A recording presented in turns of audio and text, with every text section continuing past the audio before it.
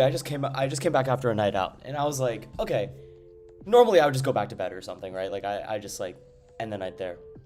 But then I got to thinking, I wonder how much better I would play or how much better I would be on streaming if I went after talking to people. Because earlier today I had a stream and like low-key I was bumming it, right? Because like I woke up, just did my little morning routine, right? And then just went straight to streaming, right? But like I feel like earlier in the morning I would get a little tired and like going on stream and stuff, right? That, right? Like I was watching my stream while I was right before I was going out, and dude, my energy level was so low. But like now that I was out with my friends, my friend had a boat party, but after that I'm like I got all this energy up, right? And like the night ended pretty early, right? It's like maybe like 11 because we started around like 5 o'clock. But I was like, I'm gonna see how this is like streaming after going out and see if my energy levels are a little higher. Is this the Flap 60? No. So this was a concept. Like in my Discord server, we actually came up with a similar concept to Flap 60. I actually think the Evil Tall is like not good. I don't think that's good at all. I think the what deck am I playing against? What the hell? I think the Hero's Cape has some merit, but overall, I don't think it's like that good. I mean, if you want to lean towards that, I think you should cut the Meowth and Pheasantipity. I don't think those two belong there. Like, I don't think those are good cards to put in the deck.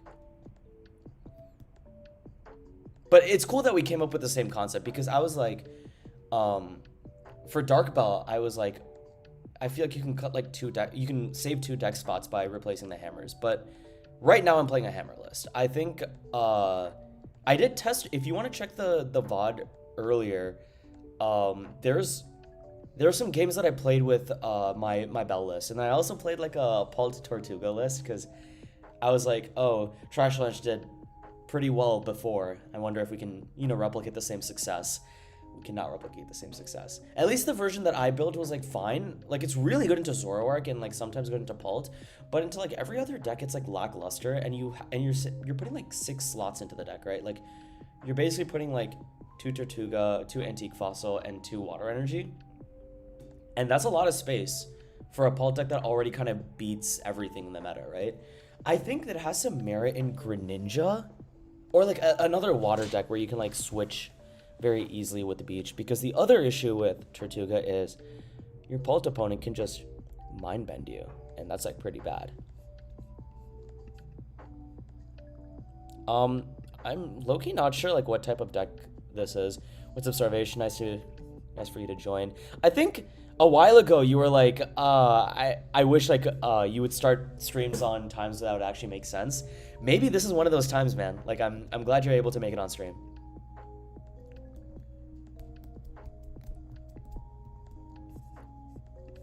But the boat party was chill. I mean, like, it was a good time seeing everyone.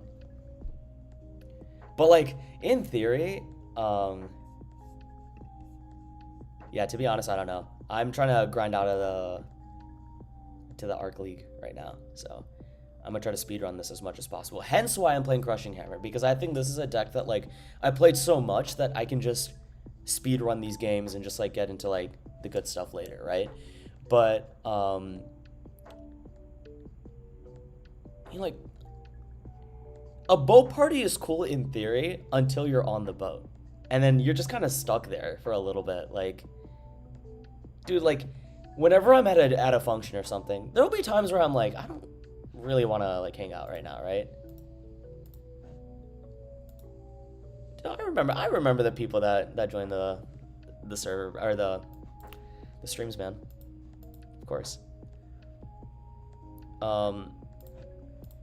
But like I feel like normally at a function, after a while I'll probably get a little tired, and I'm like, you know what? I'm trying to clock out a little bit. I'm not trying to do this, right? But I think that like you can't really do that on a boat party, right? Like you're just kind of stuck there. But it was still a fun time. It was a little choppy though. In San Francisco, like the waterfront is the ocean, right? So it's gonna be like naturally a little bit choppier. I mean, I don't even know what this deck does. I'm just gonna start swinging if I can. I think it was definitely a mistake not to go in with, or not grabbing the dark energy, but it's fine. Also, let me know if the music is too loud or if it's like fine or whatever. Just want to hear opinions. I wonder if this is like the Mega Chandelure that like increases retreat costs. So I'm gonna be careful here. Yeah, I'm chilling in the bay. How's my Worlds prep coming along? It's been chill. I'm excited for my testing group. I want to make sure that they're all like prepped well for it. And then like, yeah, audio's peachy. Okay, thanks for letting me know. I wonder what I can do to fix that. Is it like cutting in and out, or is it like the audio is like muffled a little bit? Please let me know. Just want to make sure that everything seems good on our end. Okay, so because there's 4 Lampins, these are not going to get eviled unless they get rare candied, right? So I think like 1, and then 1, 2, 3. I'm sure it doesn't matter. The reason I put 10 here is because I can just move 20 off with Monkey Dory the turn after. Oh, perfect. Sounds good, man. Thanks for the clarification, guys. But yeah, I'm just really excited for Worlds because like I think that this format in particular has a lot of meta-defining cards that haven't been really explored yet. Like, of course, like this is like one of the first sets in a very long time where they introduced not 1 but 2 decent archetypes. One being hide and sneak. It's like not solved yet. It's probably on the lower end, but I think Mega Excadrill does have a place in the meta. It's just that people need to figure out that Precious Trolley might not be the way. Like, I think once they realize that if you get Itchy Paw in turn 2, you just lose the game, that's not a great deck, man. Like, I think like you need to do something else with that.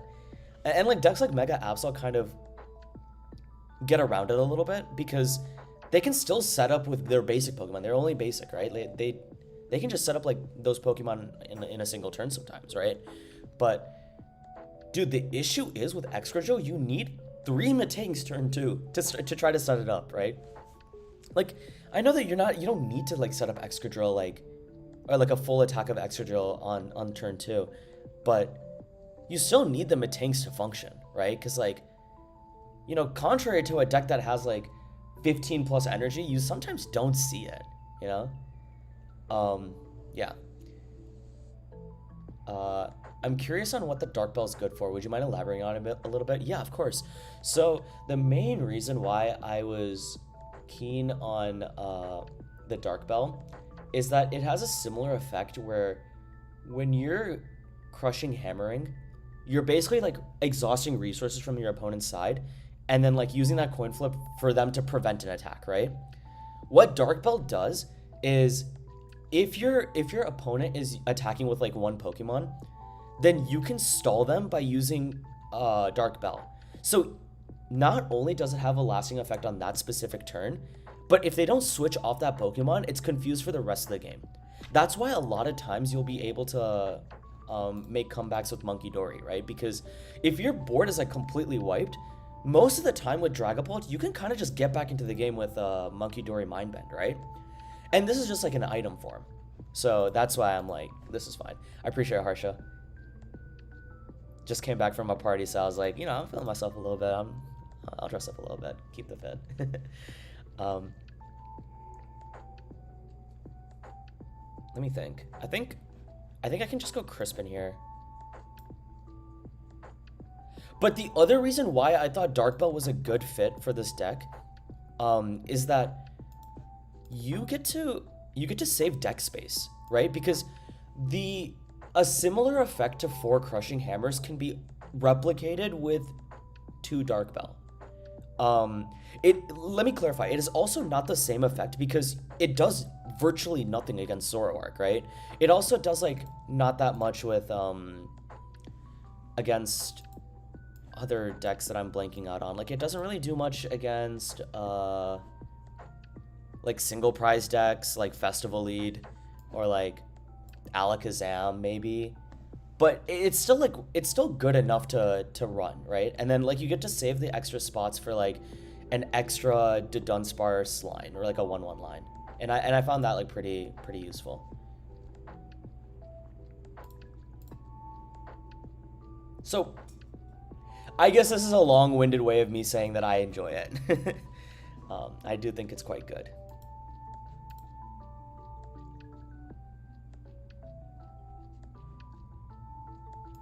But I'm playing Crushing Hammers right now because it's getting late, and I kind of want to play a deck that I'm already familiar with and just like go straight into gameplay, because I am like still in like below Arc League right now, and I want to like speed run and make sure that I get like really good games for future streams. I think that like after this game I'll be able to get like good games, but I mean like the Chandelure deck, I don't know if that's like a good good deck in the meta, you know. I personally hated my life playing Crushing Hammers. I feel miserable even when I hit heads on it. Yeah, I mean, like, to be fair, Dark Bell is basically like flipping a coin, but you're just forcing your opponent to flip it rather than yourself. So, I know it's been a while, but do you have an updated pulp guide for the current meta? So, I put all my updates on my Discord server, which you can check out on the link down below. I feel like that's the best way for me to like get updates as soon as possible, because I low-key think like a Discord server is better than a guide. Like at first it's good, like a guide is really good for like consolidated information, right? Because if you're getting into the deck, it's like nice to have like all this information just laid out in front of you. But I think that from like a learning perspective outside of the guide, I feel like you get so many updates when you're on a Discord server, because not only are you getting like input from me, right? You're also getting like questions that you might have never thought about from other people in the server. So like there'll be times that I've talked to like a few of my students, and they'll be like, "Yo, like I didn't even think about that line when this person asked," right? And I feel like that just like adds on to it. So Sarvesh, I don't think I'm posting an updated poll guide anytime soon, rather than just me focusing on the Discord server. I'm liking Jordan's build a lot from the currently early game meta. Having one huge pull feels really strong while all the slop and Exca Zoro. Makes sense. I mean, like you definitely survive. Like the cape is pretty good into Zoro, Exca, hide and sneak too, for sure. I'm just not sure if it like does enough. And if you do go for the cape, I think you should definitely go into removing the Meowth and Pheasantipity. Have I tried Draga Blaziken? Yeah, Jackson's always been convincing me to play Draga Blaziken, and you know, like some of the people really like it. Personally, I know that it kind of acts like Gardevoir in a sense where like if you set it up, you kind of win the game. I don't really like the deck. I'm not having fun playing that deck, and I also don't think it's like that good. I think it's good because with like it's good against the new decks like Hide and Sneak, Excadrill, but I personally feel like I like Straight Ball better because it just has a better matchup spread across the board. And it also has a better matchup into the other Dragon Ball variants. It just feels good, man. If I were to play Dragon Ball Blaziken, I would highly recommend people playing Air Balloon. I do think that that's a good card for Worlds when, like, I don't know, like, I think most of the reason why I don't really care about Blaziken is that I just KO the Blaziken line before it gets sets up, and then even if it gets sets up, if I'm trying to like get back into the game, bro, I can just gust up the Blaziken and hit into it, and they're cooked. They have to find like one or two, like a one of Crispin. I mean, sure, they could play two Crispin, but like my point still stands that like it's gonna be really hard to get rid of that Blaziken. And then on top of that, if you're playing like Crushing Hammer or something, like I don't know, man, it's just not like a great look. Do I have Dodonda in my hand? No. This is fine. I mean, what are the odds this dude plays Badoo, right? Like, this is a two-cannon deck. I'm chillin'. Two-cannon was fun to cook with for a little bit. I tried playing like a Gwen to Cannon deck engine, and it was like okay. Like Toucannon's pretty. I think it just needs to be like a secondary attacker rather than like a draw engine. But maybe I'm wrong. I do think the attack is like really good. I just don't know how I can fit into it when it's like a stage 2 that is like a slightly lackluster. Yeah, I feel like way more talkative after a night out. So this is like, man, maybe I just have to do this like more often. What does this attack even do? Like nothing. It's fine. I do have the Fez if I need it. And then I'm gonna discard this energy. Loki, it doesn't even matter. Maybe I should have discarded. I definitely should have discarded the psychic energy, because I was under the impression I could just Rose's Encouragement it, but like, why would I force myself to do that, right? Like, I might as well not waste the stretcher here. But if the crowd really wants to see, or if the chat really wants to see me play more Dark Bell and kind of get into the idea of like how good the Dark Bell is, just let me know. I got you guys for tonight. I might also play the Lucario list that Carter and Abon played yesterday.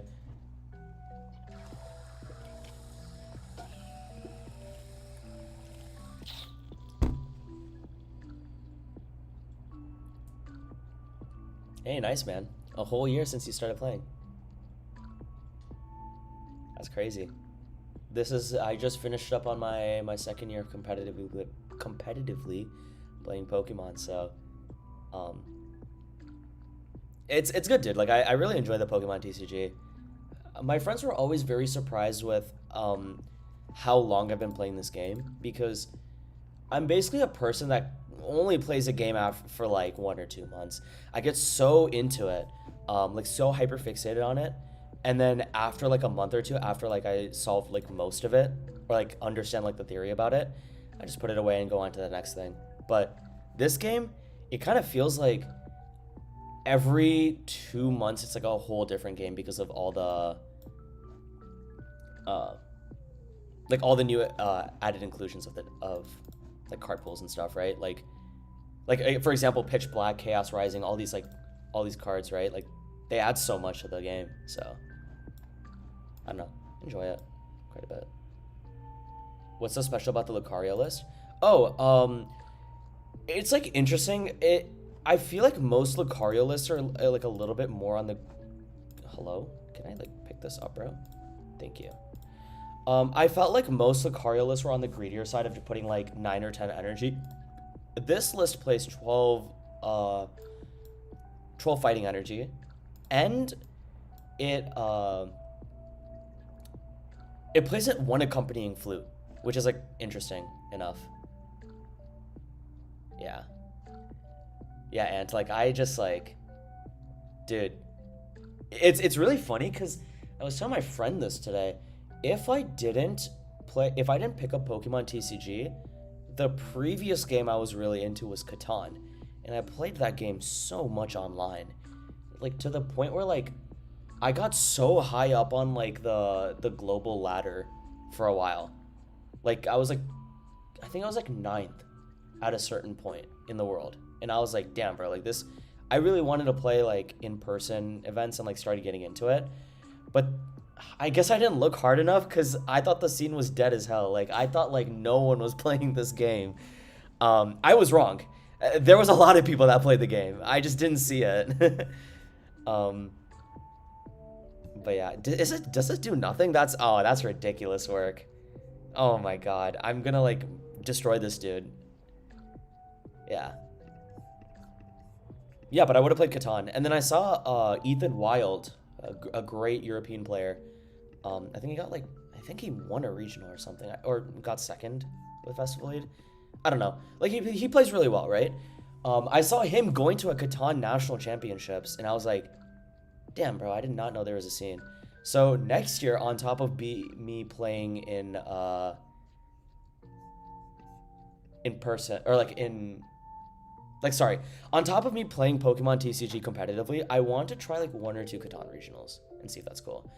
Um, yeah, I mean, I played on Colonist. I should have picked up the wrong other energy. I was too focused. My bad. Um, yeah, no, I played on Colonist. That was my bread and butter.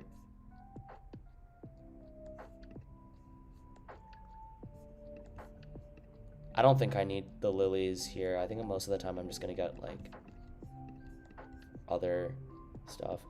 I'd rather just get rid of the Dragapult or the Dracloak.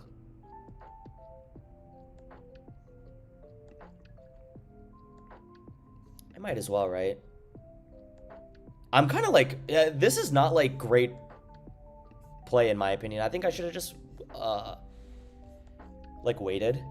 I think I had like way more turns than my opponent here because I was the one itchy pawning. But I low-key, I don't know if you can tell, I'm just speed running through this, like early ladder, just because I know my opponents are not going to punish me. So I'll be fine.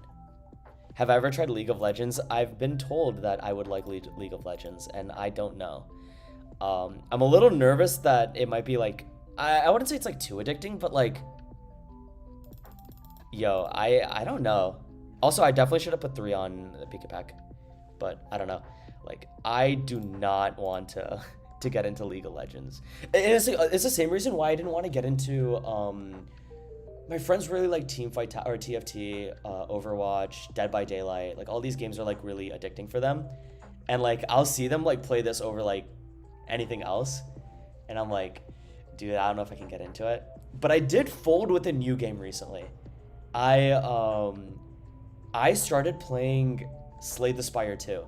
This is my like, I played roguelikes in the past before, like, but they're very small games like Dicey Dungeons and Peglin, to name it. Like those are the 2 that come on top of my mind. But like, Slay the Spire is so addicting. I'm so glad I got into it post NAIC because I would have just never prepped for NAIC, honestly. Yeah.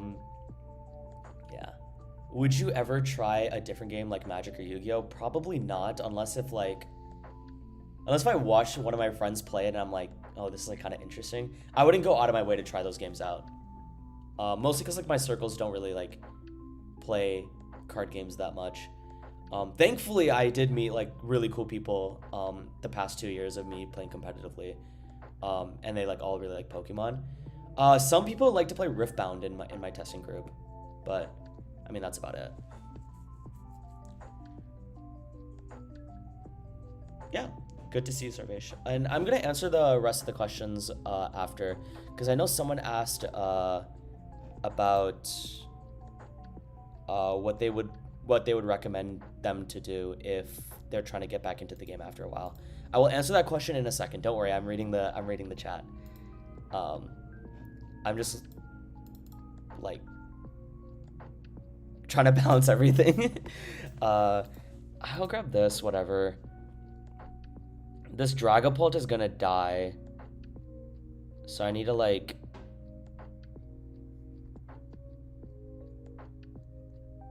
do something about it.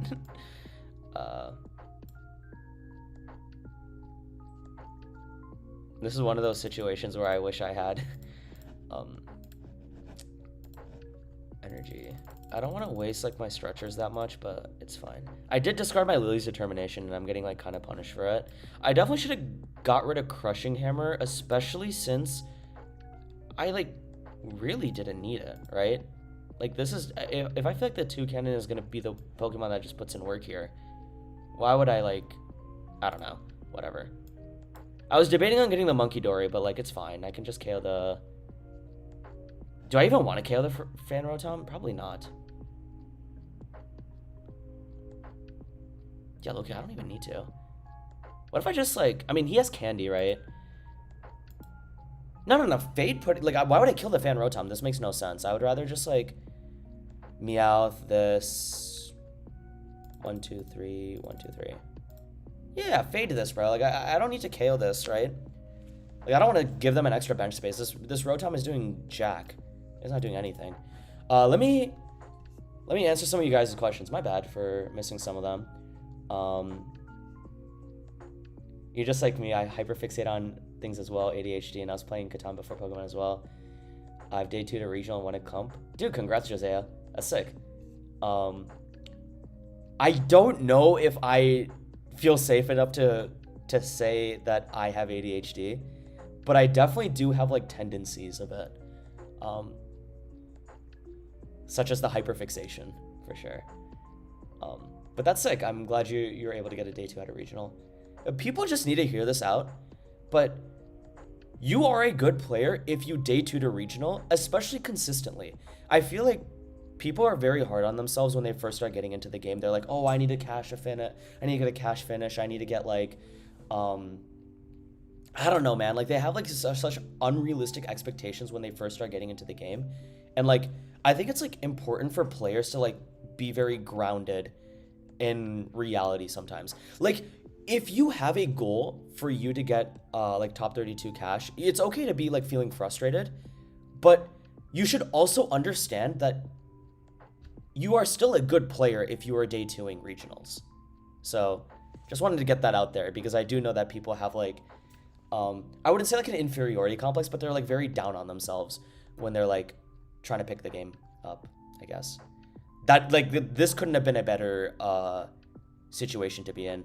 They just gave me a Rosas, which is really good. They should not be KOing my Badoo. There's no reason to. Do you have any tips for playing after several months break from any information? My 2 tips, there's a free answer to this and a paid answer to this. The free answer is going through the most recent regional stream and then also going through players that you're trying to learn from. Like, I feel like I would be a good source of people watching for Dragabolt, for example, right? I think that's like a, like not to toot my own horn, I think this is like a good resource for that, and that's also free, right? I like to stream, I like to like post this content out there, right? But for like the paid stuff, I think just getting a guide for like the most recent set list and like stuff like that, or like even a Discord server, I think like really goes a long way.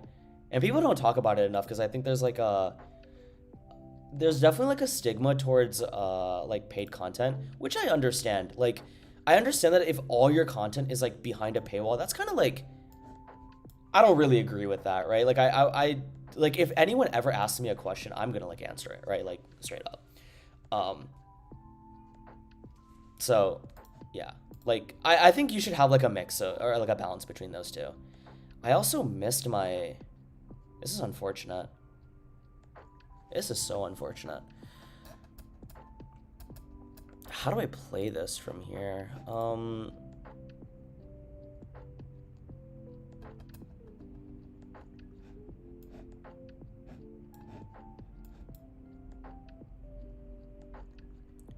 Dude, I'm just gonna pull some whack stuff.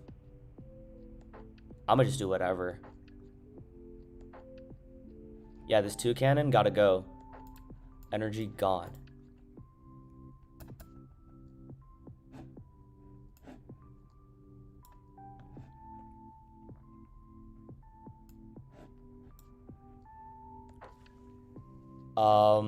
Does this Monkey Dory harm me? No, but it kind of messes up my math, so I'm just gonna run the Crushing Hammer here. Alright, bro, this Crushing Hammer card sucks. Okay, so this is like a weird, like a position where Dark Bell would help, but I don't know. I'm gonna go towards stall tactics here, where I'm just gonna run this, do this, and I'm gonna special red card here. Wait, no, I don't have to special red card. Why would I do that? No, I can special red card. I realize that if they KO this Dracoloak, then when they can KO Dragabolt with these, so it's like whatever. But yeah.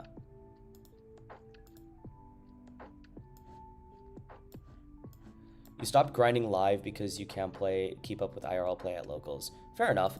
I still think like if you're trying to get really good at the game, I do think live is the best way to get really good into the game, like actively playing, because when you climb up the ladder, you are facing players that are equal to your level or even better than you.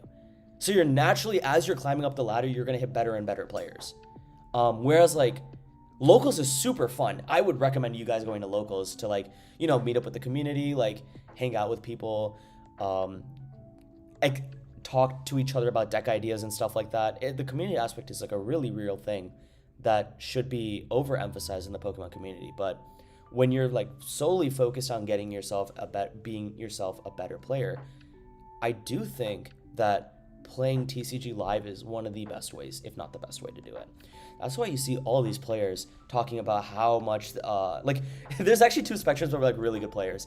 Either they really push for TCG live, or they don't play a TCG live game in their life, right? Yeah. This format tickles my brain, of course, bro. It feels great. It feels like a fresh coat of paint, you know? It needs the game needs it.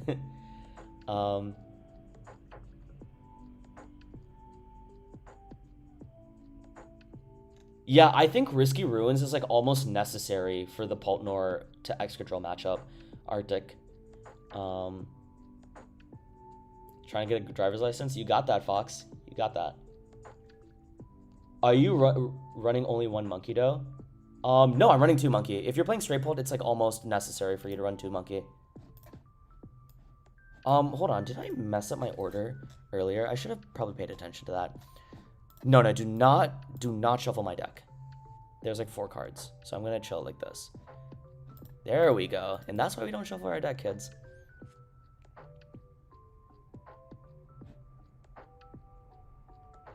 Oh my god, we won. Dude, like, I mean, like, this deck rules, right? Like, I don't have to do anything. I won. This is so lit.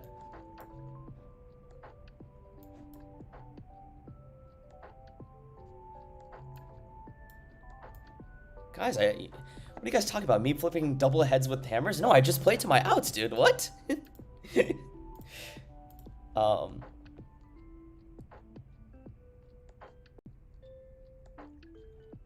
No, this is the Gumi Hedrick list that I'm playing right now. Dude, I appreciate it, Twilight Goose. Oh my god, I got too excited about winning the game that I forgot to, like, take damage off with Monkey Dory. This is so stupid. I literally just... Yeah, I don't know why I gave this dude a chance, but it's fine. I mean, the game is over anyway. He can do whatever he wants. I'm gonna eat my words, but it's fine. Let me read the chat really quickly. Should I cut second Clefairy for fourth Kangen Slowking? No, dude. No. You can add both. Actually, maybe you can get away with one Clefairy in Slowking. Maybe. I actually don't know. 4 King doesn't even sound that bad, now that I'm like thinking about it overall. Mockingbird, you might be onto something. You should test it out. I think getting quad Kang is like pretty good. Like, it's like really high odds starting it, and when you start it in Slowking, it's like gas. Like, it's like really good. Yeah. Shouldn't we say the card for the turn we attack? They just get time to rebuild hand now, and it's unlikely they whiff energy for this turn. I mean, I don't know. They like definitely whiffed energy this turn, and the reason why I just use the card anyway is because if they take knockout on Dracloak, I only have like 1 extra disruption turn. It doesn't really matter, right, from there. So it like overall didn't matter, I guess, is the point that I'm trying to get across. It was optimal for me to play the red card because I would rather just put the disruption there now so I can buy turns. Because if I go from 3 prizes, if my opponent goes from 3 prizes to 2 prizes, that's pretty bad for me. Like, they just have to KO 1 Dragapult, which is like pretty doable. The game is over. I just like got trigger happy. I needed to move 20 damage from Monkey Dory onto the Fan Rotom. How would he pressure if he could not attack? He'd not have Pult that turn. Well, like, I don't know what this deck is, right? Like, he can play like anything. He can play Air Balloon. He can play like whatever. Like, I have no idea what this deck is doing, right? So it like, it doesn't matter, I guess. Unfair stamp. Unfortunate. Actually, it doesn't even matter. He can bump Area 0. Like, this is all like quite annoying. If he bumps AZU, I have 20 damage with... Oh, I have 20 damage with Monkey. Okay, I'm assuming he just bumps, but like, I don't think it matters. I have 20 damage with Monkey still. Yeah. Okay, that also works, right? Okay. Oh my god, dude, I just gave this dude a chance. There's no way. Oh wait, no, I can just move the monkey door damage. I'm trolling. Whatever. Also, yeah, Sammy, I remember meeting you at NAIC. It was nice meeting you, bro. Arctic. I'll remember that. Yeah. It does not matter. Denshin, so like again, I didn't know what type of deck they were playing. So I like they could either be playing Air Balloon or Crispin. So I was just playing on the safer side, and I was like, I'm just gonna go disrupt them. Like there's no like the only reason why I wouldn't disrupt them is if I can go into double pult and just start swinging double pult that way. So then my disruption actually makes more sense. But because if they KO the Dracloak, they go from 3 to 2 prizes. That means that I can only attack with 1 pult if they can KO it.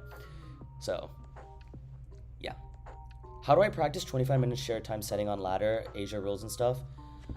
I would honestly try to get used to like just playing without thinking. I know it's like a weird, I don't think playing without thinking is the right phrase. I would just try to practice your lines and take your time right now when you're playing on TCG Live, so that when you're in that pressured situation, you spend less time thinking about the micro decisions that come up with the deck, right? Like with a deck like Pult, there's so many micro decisions on, do you attack with Dragapult? Do you attack with Dracloak? Do you attack with Monkey Dory? Do you not attack at all? Do you put down Badoo? Do you not put down Badoo? What supporter do you use? How do you draw cards? These are all things that are really like important when you're trying to like pilot a deck, and those decisions add up, right? And so like my recommendation, like this is a long-winded way of saying my recommendation is you should focus on the fundamentals of your deck, and then as you start getting more and more into playing your deck, you'll be able to make those decisions a lot better. I hope that makes sense. Yes. It's mostly intuition, but like the way you build the intuition is with a lot of practice, because when you practice, you have these like pre-notions built on like what you're supposed to be doing on a turn-by-turn basis. So yeah, like that's part of the reason why you'll see like people like Liam and Chow doing really well with their respective decks, like Gardevoir and Zoroark, because they have so much time into the deck that they can just start like autopiloting it sometimes. Yeah. Have a good rest of your day, Dungeon. Glad you can join. And if you are new to the stream, make sure to like and subscribe. Really enjoying the stream so far. So, yeah, just make sure to like and subscribe.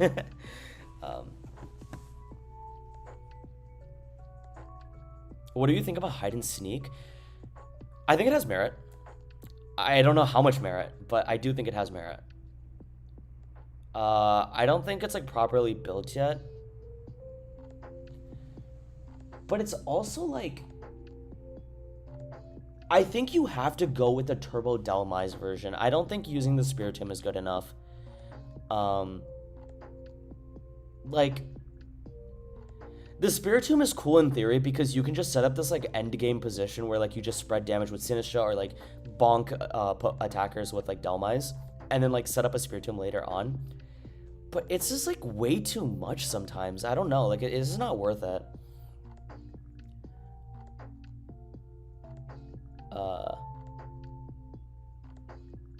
Yeah, man, I don't know what mirrors I'm hitting right now. I just want to get over this, so I'm just like speed running through this. You'll see that I'm making like suboptimal decisions right now, and that's because I'm just like really trying to speed through it. I mean, the most suboptimal decision of all was not KOing that Fan Rotom when I had the chance, but you know, I should try retro sometime in TCG1. It's so much fun and variety. Dude, that's sick. I mean, I tried, I've been really enjoying playing Noah's cube that he built. For those of you who don't know, like Noah Cicadian, he made a custom cube with custom cards of all of our like testing, like our friends. He made like cards about me, like related to like Dragapult and like ordering and stuff like that. And he also mixed in older cards like the level X's and stuff, and like, bro, some of these level X's are clean design. Like the Crisell. Like, I can understand why people love the 2010 format. I understand it. Unfortunately, what I'm not loving is this hand right here. I'm just gonna go Mind Bend. Like, it doesn't even matter. But I want to try out Retro. If you have any recommendations on what format I should think about picking up, just let me know. I've been told that 2012, or like the year that Jason won with Darkrai, that was a good format. Was also told 2010 format was like the pinnacle of Pokemon. Also some lot, I think that's what it's called, like the Zoroark format, the GX format, like a lot of praises for that format as well. Assault format, yeah, I don't like solid formats, man. Like, I love the mystery behind trying to figure out what deck is broken and what isn't.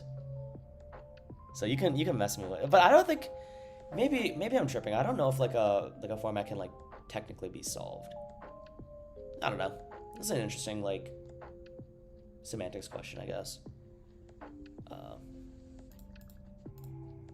Like, I don't know if like a game can ever be like truly, like a format can ever be truly solved.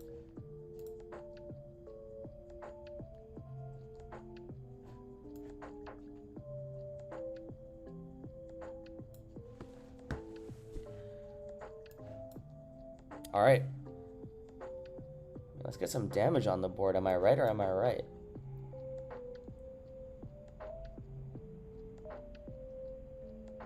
Also, this is a crazy suboptimal decision. I don't really care, though. I'm just trying to, like, speedrun this again. They can obviously just punish me with Dragapult, but who cares? I do not. Also, 36 viewers. This is great numbers for someone who is just about to go to bed. I'm glad everyone is, like, up and about right now. I mean, I think like, there's people all around the world that could be watching this, but if you're, like, in North America, it's definitely, like, a little later. But I'm glad you guys can make it. Yeah, I mean, if a deck is fun, you gotta play it, man. Dude, I'm playing, like, Pult Tortuga sometimes. That deck is fun. It's not that great. It's really good into Zoroark, though. But, I mean, it's still fun, so I'm going to go play it, you know?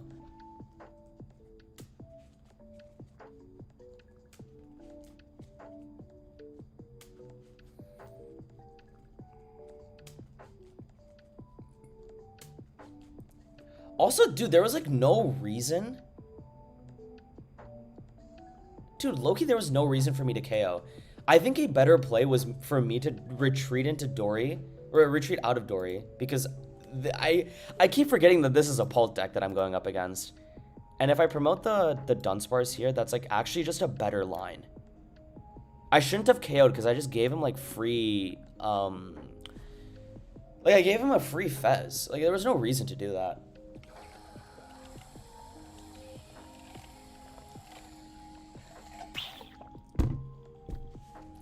What's my take on Pult versus Zoro matchups? It is the second most interesting matchup in the format, in my opinion. The second most. There is a lot of things both players can do that kind of meddle with the other one. And like, I do think there's a lot of cool lines you can make as the Pult player, and it's like kind of like with like hammers and risky ruins, Pult can really get it done. And then the other thing is like Zoro players are just not that good. Like I feel like if you put me up against the best Zoroark player, or like the best Pult player versus the best Zoro player, that matchup is like probably like 70-30 in the Zoro favor, the Zoro person's favor. But dude, some of these Zoro players are so greedy. They think that this deck is like too aggressive when it doesn't have to be. I don't know. Like it just doesn't make sense sometimes. But like on average, like an average Pult player versus an average Zoro player is like 50-50. So it's 2:30 here, no worries. That's sick. And then I saw someone mentioning that they came back from Magic clean. RSPK, that's a format. That's like Gen 3 EXs, right? Yeah. Yeah, Slowking was also like great.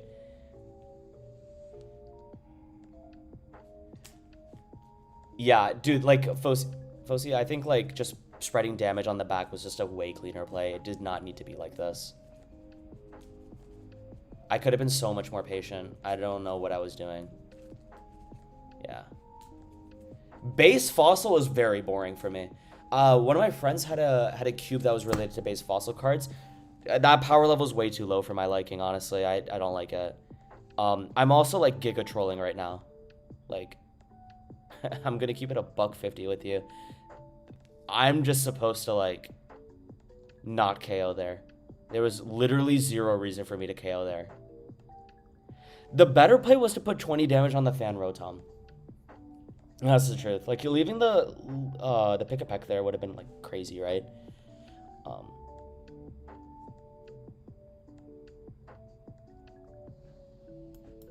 A person who plays Zoro is a very sad one. Zoro's fun, dude. People just need to know how to play it.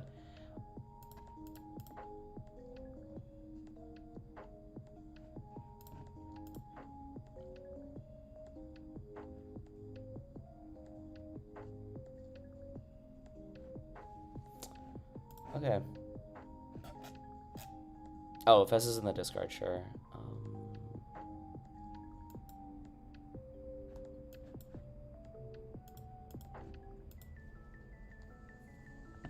I'm gonna discard these two. It's fine.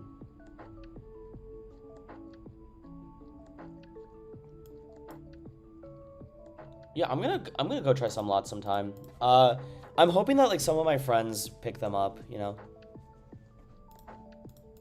Like, they're usually the ones that have all the card supplies, you know. I have none of these cards. I own like 0 cards past like before Paldea evolved, so. My understanding of Zoro is you do nothing unless if you have to and set up a board that's basically can't lose. Exactly. The Zoro player should be playing like that, but some people when they see like a KO on the Badoo or like a Gust KO on Drakloak, they get so greedy. I mean, to be fair, like that was my understanding with Zoroark at first, but literally one of the only few ways you can lose as Zoro is if you just go greedy and you get unfair stamped out of the game.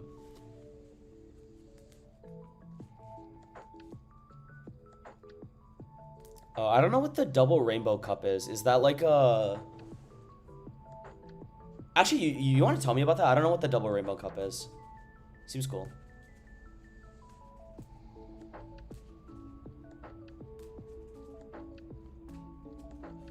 Bomb Tar. I've heard about the Team Magma's Groudon deck. I'm always happy to learn about Pokemon.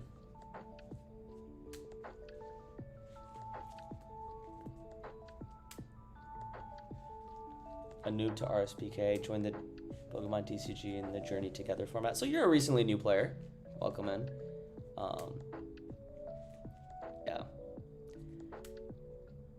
I think a deck that caught my eye was the Ross Cawthon list. I think this isn't a hot take at all. This is like the most lukewarm take that I could have, but that list was sick, dude. I mean, like, yeah, it is a really cool list. Very innovative for sure. It really just hit like the spot for everything in the meta. I wonder if there's something like that. There's definitely a possibility of it, but I feel like our lists are so hyper refined right now. Yeah, bro, I'm just like completely cooked here, all because I took a knockout. So greedy. I was complaining about Zoro players being greedy, and like look where I'm at right now. This is all because of greed. Like, I don't know. I could have played a lot better this game. In my attempt of going fast, I'm like just doing nothing.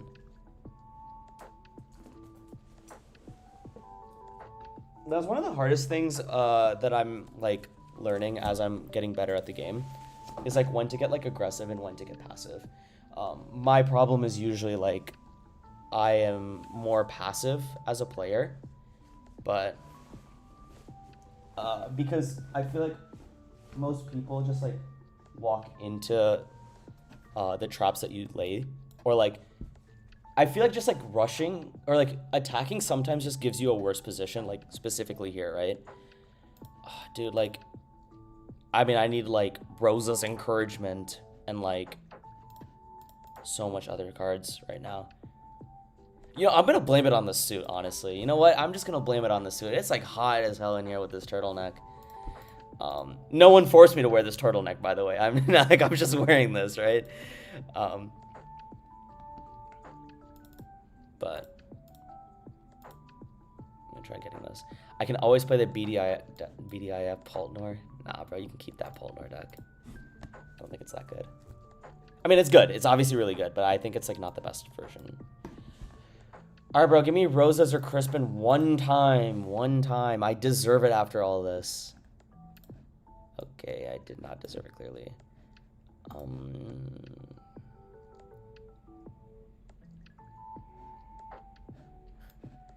It's funny because I think I could still win if I hit like ridiculous hammers.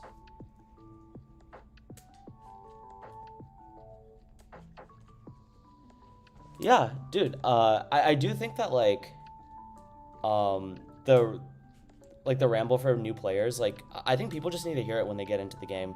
Like it's so easy for people to like be negative about themselves when they're trying to get into it. Yeah. I mean, yeah, the aura farm was worth it for the party, you know, like I got some nice pictures from the boat. It was clean. But you know what's not clean in this game? I'm definitely conceding here. But yeah, Twilight, I was at a party earlier and I was about to go to bed and I was like, nah, dude, I want to see like what it's like streaming late night. And yo, to be honest, I feel like I don't want to say I was a night owl, but like the energy that I had when I was at this party, like it's going to be carried on after, right? Like I still have like all this energy, like the social energy to like talk to people and like play games and stuff like that. So I'm like, dude, let's send this late night stream. This is probably like my favorite stream that I've done in the past like year and a half that I've been streaming. Like just off the bat. Like I feel like I'm actually interacting with like people in the chat a lot more. I have a lot more to say, unprompted, right? Like I feel like the streamer experience should be like interact with the chat and also have like stuff to say, like by my own, right? Like I just got to do a good job of that when it's like earlier in the day. But like, you know, dude, when I wake up and I'm like, okay, I need to get this stream done. Like I wouldn't say it's like a chore, but like I'm definitely a lot sleepier in the morning rather than at night, which is weird, but I guess that just happens. I'm playing Dragapult Mirror, but I'm gonna lock in for this one. I cannot be losing to Dragapult 2 Cannon like that and giving my opponents the win for free.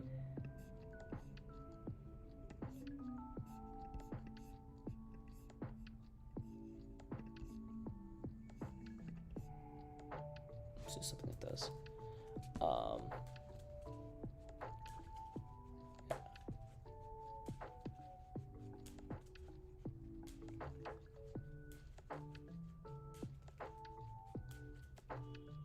Yeah.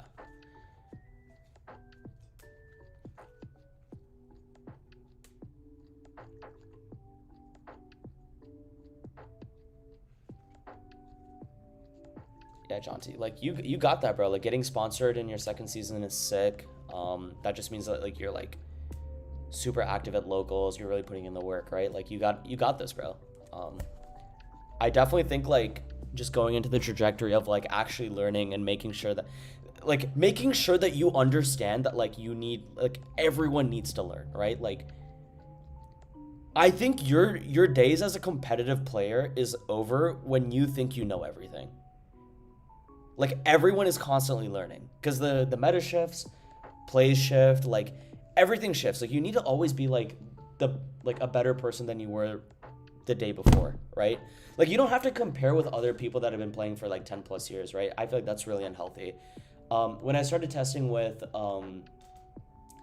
like Piper, Julian, Bodie, Noah, these guys are fantastic players, right? Like multi-time regional IC champions in like their respective divisions, and like whenever they were playing, they were always good players, right? And it felt like it was an imposter syndrome for me, because I was like, why am I like how can I even fare against them, right? Like they're such good players. But I just think that like if you just remove that and then you go about your own pace, like you will just become a better player and eventually reach that level. I don't know. Like I think it's really important for people to know that and understand that. You're greedy ass would have started Cruel Era from the start. You know, I thought about it, but like it just doesn't like it low-key doesn't even add value, right? Because okay, I guess like especially if they're playing Candy, then this Fez line just adds no value. But like I had double Dracloak. I'm gonna play the slower line. Like I'm gonna go into Badoo and like win in the long run. And bro, this Monkey Dory, like bro, I'm chilling, I'm cooking, right? So I'm gonna get these guys out, right? So I'm gonna get like this, attach to this energy here, get Monkey up like this.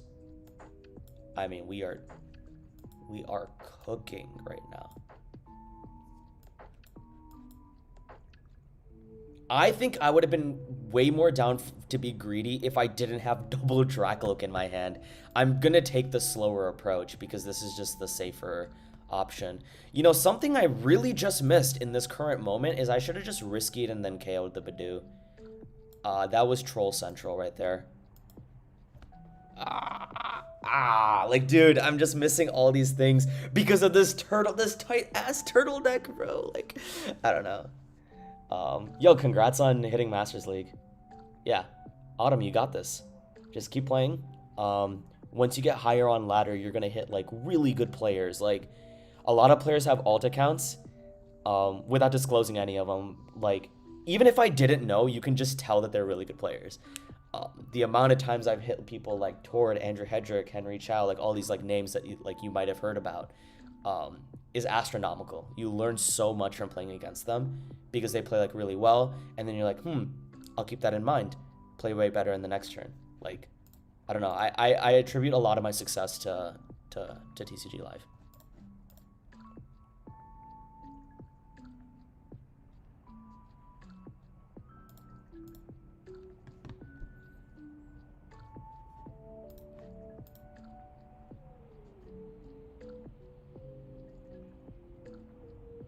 Yeah, bro, this turtleneck is cooked, bro. Yeah.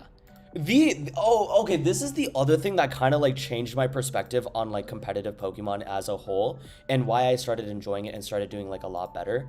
Okay, wait, basically the thing that kind of clicked with me, like in my first season, I played Baltimore, which was exactly last year, like 2024. Like 2024, 2025 season, right? And so like when I was playing Baltimore, I played Ancient Box and I was like, I had like such high expectations for myself. I was like, yo, I can get this. Like I know it's the hardest year for someone to qualify for Worlds. I know I can get this, right? And like I got top 128. I made so many mistakes, like so many. I honestly think like if I didn't make mistakes, I could have made a cash finish. I could have got like top 8. Could have got a deeper run than that, right? Now I'm realizing that Ancient Box wasn't that good of a deck, but like in the moment, like I actually could have got like pretty far if I just played like principled Pokemon, right? And then like I just kept hyper fixating on the mistakes I made. And then instead of like having fun with the game, it just felt like a achievement I had to get. And then that kind of ruined the game and my mentality for the next 2 regionals where I didn't make day 2 in either of them. And one of them I just like straight up bombed so early. Like it like really took a toll on like my competitive spirit of the game. Granted, I was playing like really bad decks. Like I was forcing Lost Box in a Regidrago format. Bro, to put it into like terms of this format, in case of people are like getting like new players. Bro, that is like the equivalent of like, what's like a garbage deck that like just gets dumpstered by Pult? Um, Dude, I don't know. There has to be a deck that gets dumpstered by Pult.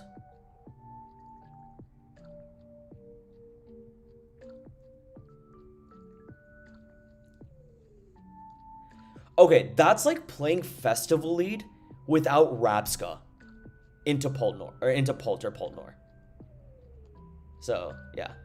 Why is I don't sorry, I might have missed that, Kevin. Why is Crushing Hammers good? I don't see why 50/50 is worth playing when I could play a guarantee. Yeah, so it's a good question. The reason why the 50/50 is so good is because the effect of getting rid of an energy is so astronomically good. Like, it is so good because you're basically either getting rid of a turn of attachments, which is like pretty good in most situations, preventing attack altogether, and the Crushing Hammer effect is like exponential, right? Because one Crushing Hammer could be okay, but when you're playing like multiple Crushing Hammers throughout the game, and if you keep hitting heads on that, that just snowballs into a winning position. It is one of the only ways where someone can actually win from a position behind in the Dragapult Mirror specifically. So for those reasons, it's like actually pretty good. It has some like niche use cases across the meta, especially into Zoroark, where you can bump their energy from the Zoroark, the attacker, or Monkey Dory, or like, you know, like literally anything else. So I do think that there's like a lot of merit in Crushing Hammer, and I would recommend you to try it out and see if it's good or not. Do you think Zora has a chance in Festival if it's like the third most popular deck in the room? I mean, like, dude, like, there's not a lot you can do against the Festival Lead deck. You just gotta have to Eviltal and Prey. You can't really put a lot of tech cards in it to make the matchup good. So, yeah. Okidogi's one of them, right? Yeah, Okidogi gets dumpstered by Pult. But, sorry, going back to my point about... I know I'm, like, rambling a lot, but I want to get all my points across. Going back to my mindset going into the first competitive season, those two regionals like ruined my competitive spirit. I was like so down. I didn't want to play like any Pokemon after that. I felt like it kind of drained the life out of me in a way, right? And then I was like, okay, I need to play Pokemon for fun and then try to build back up that competitive spirit again. So I tried different decks. I tried Regidrago. Regidrago was kind of fun. Palkia and Noctowl was pretty fun. And then in December, literally on Christmas Day, I was like, what if I try Snorlax Stall? But I didn't like the Rotom version. I really like Pokestop as a stadium. I think that stadium is busted. It's so good. Like, I can't believe people didn't like cook with Pokestop enough, because you're basically just thinning your, like, for people who don't know, it's basically like a stadium where you discard the top 3 cards of your deck and then you pick up any item cards into your hand. You're basically thinning your deck in most situations at worst, and at best you're getting a ton of item cards. So like, it's like very like good for that way, right? And I also retched Icaro Fox when I was thinking about Snorlax Stall, because I was like, oh, this can't be, you know, like I can't believe I'm playing this like Snorlax Stall deck. And then, dude, it just clicked. I played it and it was pure enjoyment. Like, this is a format without Badoo as well, and like, yeah, it was no Badoo format too. So I can be as greedy, as filthy as I want it to be, and like, it just felt good. Deck felt amazing. I was like having way too much fun with that deck. It felt like I was winning every game. Like, every competent player could not be, like, no competent player could beat me with that deck, because control is like really hard to beat. And even if like the best Guardy player like played against me, I honestly think that in that moment, like, I was just playing so much, I was having so much fun with Snorlax Stall that I like broke down the lines to a T.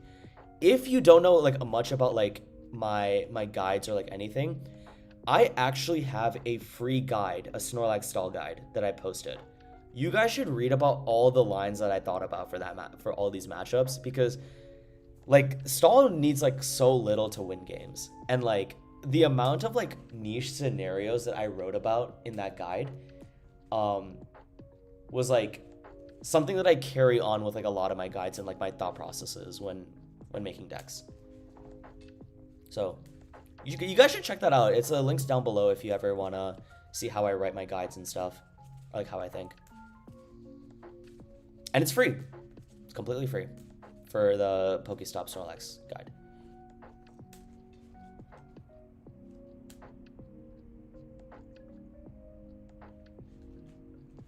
Yeah, and then like my mindset was like I'm gonna go play like super fun decks, and then literally the tournament like in that tournament that I played Pokestop Snorlax, I got top 8, with like barely any like I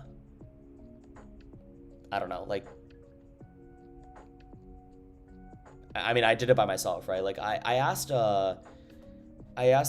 like a few players in the Bay Area that have played Pokestop before, or Pokestop Snorlax before. They were super helpful for me to like get into the game or like get into that deck. But I really did it by myself. I didn't have a testing group or anything. Like it was very vindicative of like I can really do it, getting that top 8.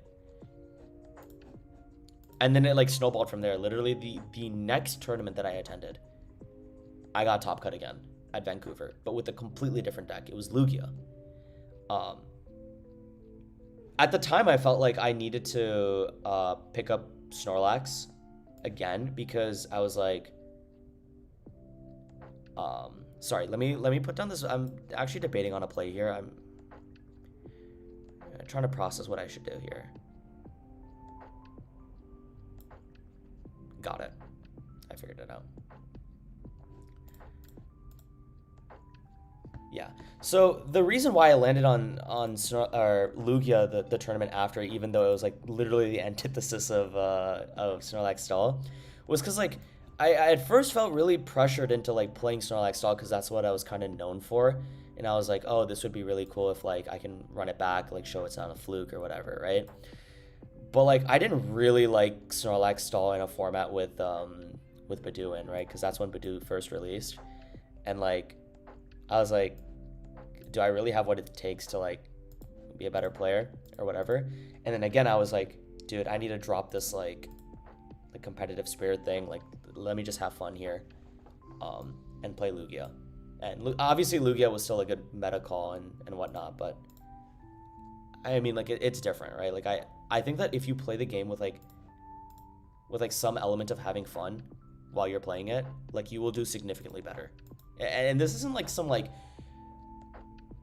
I think people need to understand this isn't like some cap, right? Like I'm not trying to like sell you like a lie. Like this is like genuinely true. Like if you like truly enjoy playing the game, you will do significantly better because you'll like feel less fatigued playing the game. So you're sharper when you're playing the game. You're less tilted, especially less tilted, dude. Like when I'm playing a deck that I don't really like, yo, I get tilted. You know, like I don't know, like I feel like all these positive effects that you get from playing a deck that you actually enjoy is like too high. So I would highly recommend doing that. Yeah, low cortisol versus high cortisol mindset. You said it, Twilight. I don't want to put 30 damage on a Pokemon so they can't KO Dracoloak after.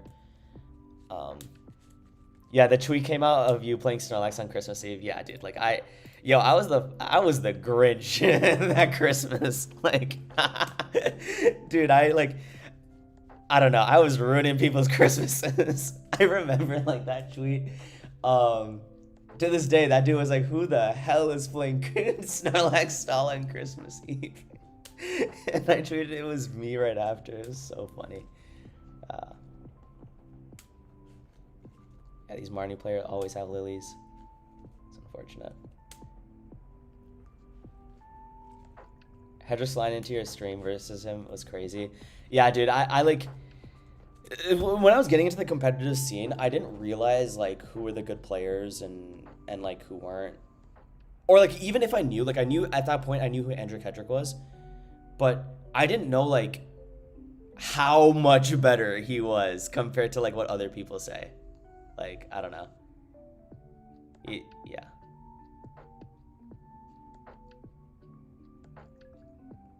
Like his way of thinking is like really refined.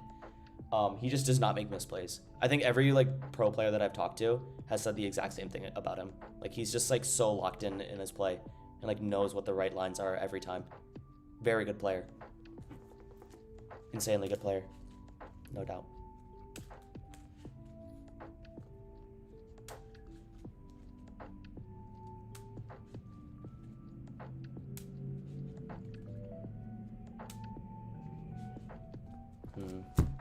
Let me lock in for a sec, guys. I'm going to figure out a way to get... Well, this is pretty good.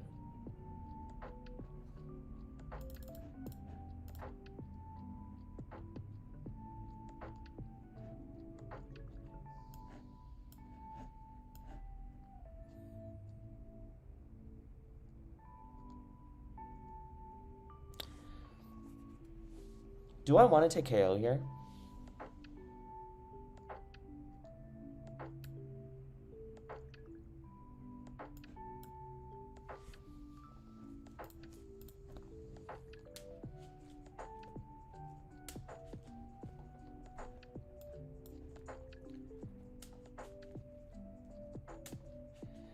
And then the follow-up question is it really good to KO double monkey here? I haven't played the Grimmsnarl matchup in a very long time, but I lokes think that it's better to KO the double monkey here in this position. I'm gonna save the crushing hammer, by the way. I want to wait for them to attack first. It's so laggy. Oh no. No, dude, not again. I hate this stream setup, bro. Like, fanboy, can you tell me if like it's like hyper laggy again? Oh my god, dude, please. No, I can literally see the lag in real time. No. I mean, yeah, that's unfortunate. I will try to reboot the stream after. But I'm nervous that I'll like if I reboot the stream, I'll just lose all my viewers because I mean, this is looking like a good night, guys. Like, a lot of people are joining the stream. If you're new to this, make sure to like and subscribe. Check the links down below if you love more content like this. I post a lot. I yap a lot about my thoughts about this game.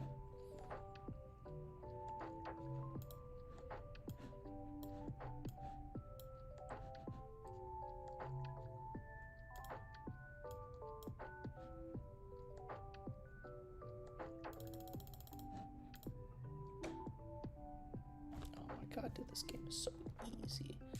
I thought it was the game. Nah, dude, it is literally just my OBS setup. For those of you who don't know, I am streaming on a MacBook. Like, dude, this is not like a real setup by any means. But like, I mean, it's the best I have right now. So it's not like a PC or like anything that can actually handle like streaming setup, you know. Yeah, garbage snarl, dude. Like, it's not much at all. It's good now, great. I think if we just complain hard enough, it'll be better. Monkey getting in is like great because I'm gonna like dumpster this guy in a second.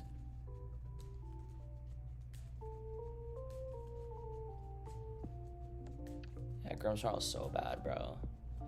Did Santa punish you for playing Snorlax? No, he rewarded me by giving me a top 8 and giving my competitive spirit back again. There was no punishment for a guy like me playing playing stall.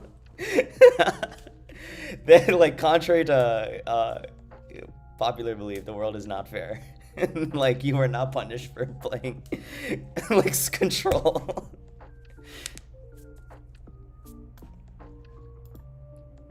Dude, it also depends. Like, if you play this at I did like the cardinal sin of playing Snorlax stall at locals while I was picking this up for San Antonio, and the way you combat it, by the way, is like by default, you are gonna be the most unliked person in that room for sure. Like, there's nothing you can do that in that situation where like people aren't gonna be pissed at you, right? And the way you combat it is you just have to, dude, you just have to be a nice person, I guess. I don't know. Like, you just have to, like, be a nice upstanding person in your community. Because like if you're playing Snorlax stall, people are just gonna be super pissed at you. What if he airied? Then I'm cooked, bro. I don't know. There's no shot.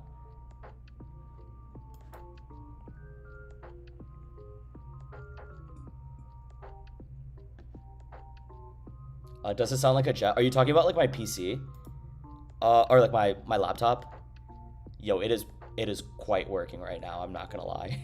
It is. Yo, like it is putting in work.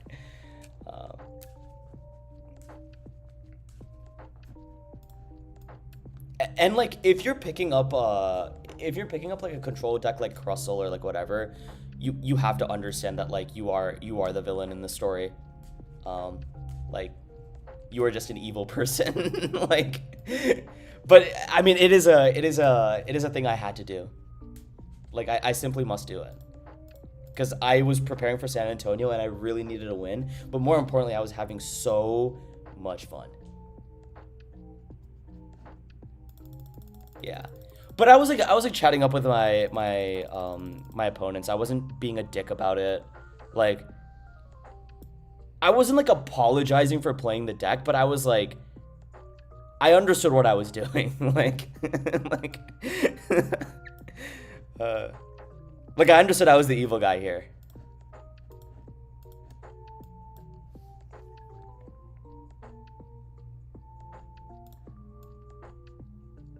And you know what? There's no shame in playing a deck that you're having fun with. Even if it's at the expense of your opponent.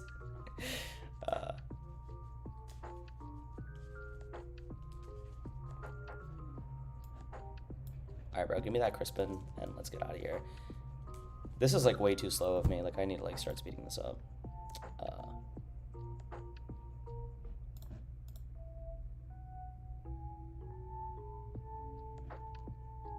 Yeah, you need like extra brownie points for you playing Snorlax stall. And then I like switched over to Lugia and like you can literally see people sigh of relief when I switched over to the bird. It's crazy.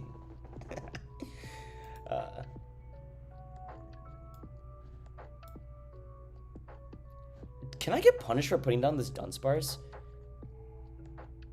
I mean, what are the odds they have like energy, double E-switch?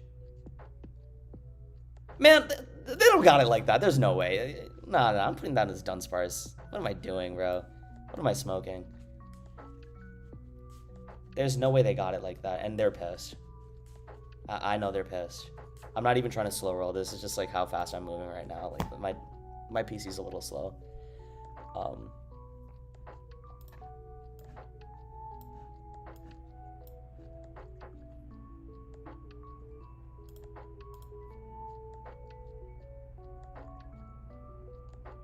Yeah, bro, this like Pultnor deck is like straight scamming up behavior. And you know what? It worked. It worked for us. You got top 8 at Houston and I got top 8 at Las Vegas. Except, like, Las Vegas was some of the best Pokemon I've ever played in my life. Yo, I was doing some crazy tricks. Like, against Cal Connor, there was, like, some weird... I have to look back at my notes again. I wrote it in my Discord server. But I was doing insane tricks. Like, he was, like, goading me to KO the Badoo, and I was like, you know, I purposely didn't KO the Badoo. I don't know. There was, like, some situation where I was, like... I was doing some crazy stuff. And then this might be like my number 1 or number 2 best game I've ever played in my life. But I was playing against a Golden Goat that had Pseudo Wudo. I start Latios without me playing. I don't have Turo Scenario at this time when everyone was playing Turo Scenario. I still don't know why people would play Turo Scenario in their deck. It just never made any sense to me. I cut it for the research. This is like the Pultnor list that got really popular after I played it in Las Vegas, but with like research instead. Like it was like a very standard list, but like it like the counts just made sense, right? Like it just made complete sense. I can't believe I'm playing this guy again, but in that game again for Golden Go, I started Latias and he starts Pseudo Wudo and he starts like trapping me, and like I'm just in here like I have to win and in for like 3 games straight, right? And I'm just thinking to myself like, yeah, bro, this run is over. Like, I'm just like not gonna play this. He just keeps pseudo-woodoing me until he gets like all this golden goes up. And then I was like, hold on, he doesn't know I don't play Professor's Turo scenario. Why would I just willingly give him that information? But like that was like the first hurdle. That was like the first mental hurdle, right? The second mental hurdle was that, yo, I only had like one Dreepy, and every time I got that Dreepy up, he would snipe it. He would just have that boss's orders waiting for my Dreepy to get down. And then there was a position where I had two Dreepies, and I was like, sweet, he didn't boss it. But where are my Dracloaks? So there's like nothing to do there, right? And I just keep like itchy pawning my opponent until like I like literally do nothing, right? Like I'm literally doing jack in this position, right? And while he's just like thinning his deck, like always drawing 3 with the Soul Rock Lunatone, and like drawing a bunch of energy with Golden Go, while I'm like just like itchy pawning him, right? And it's like 4 turns where I don't get like Dracloak, where I don't get Lily's Determination or Iono, and I'm just like thinking to myself like, dude, he's already at like 4 prizes, and I keep like going into Bidoof. And then I realized, why would I ever go into Dracloak at this point when he's already at 4 prizes? Like, there's no way I can like uptrade at this point, right? Or sorry, he was at 3 prizes left, and I kept Bidooing. I was like, yo, let me check your discard pile real quick. I'm looking at it. There's like 7 energy in his discard from all the draws that he was able to get off of me. And then I'm like, I'm about to cook this dude so hard with item lock. So I start gusting around all the golden goes. He's putting energy on them. He's like using his Turo scenarios, and like every time he KOs the Bidoof, I use one of my 3 night stretchers to set it back up again. Do you get where I'm getting with this? I itchy pawed my opponent out of the game, and the only attack I did not get a single Dracloak up. Not a sorry, I only got 1 Dracloak up. And I itchy pawed my opponent out of the game. I don't know why I recon first, by the way. That was such like a mega giga troll. And it doesn't make sense for me to go into the Bidoof here. Never. It's like, it was like one of the most exhilarating games I played, because the amount of like adrenaline that I felt in that moment was unreal. I appreciate it. It was like a really cool story. I hope like maybe one day I'll post like a YouTube video on like the coolest lines I've ever made or something like that. I don't know. I'll figure it out without sounding like a cornball. What are the odds this dude like snipes me with Fez? Oh wait, what do you mean? What am I talking about, bro? This deck is gonna get Fez pretty easily. That was obviously like hella troll. But I got it, and then I eventually got it in a 3-game set. We did have to go to gentlemen's, but I was like in such a good position. Like, there was just no world where he would just win. So he realized that, very nice about it, and then I moved on to getting top 8 at Las Vegas. So yeah. And then it's funny because that same story carried on for NAIC when I played Matang Box, and I noticed that my opponent had like 14 energy across the board and discard, and I was like, hey, boss Genesect, itchy pollen. And then I like, to prevent me from getting decked out, I just kept using the Dunsparce to shuffle my deck in. It was crazy.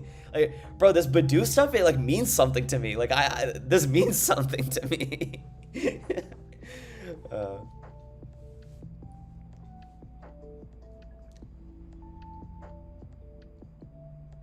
Dude, this dude, like, what is he doing? Why is he not attaching to the belt? Like, I don't know what he's doing. I feel like he just messed up so hard.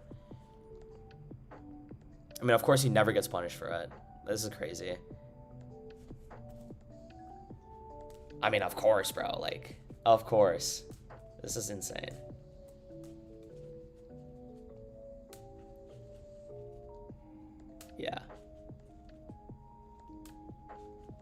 Yeah, the Las Vegas tournament was like probably the one of the most storyful tournaments of the entire season. Like, putting me aside, like, dude, there were so many cool storylines, right? Like Liam and Tord hitting each other in the finals. That like finals was one of the best in the season. Chow playing like a weird Jealous and Guardy deck. I'm also like kind of zoning out. I feel like I could have played this a lot better, but I should like kind of focus up. I follow y'all.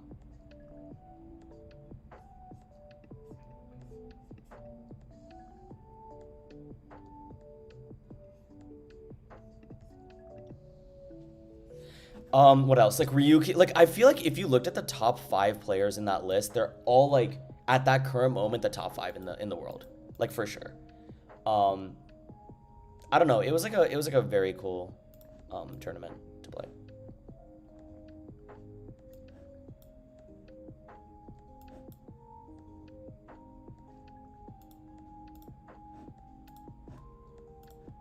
I'm down for this. I'll fade the dark energy here.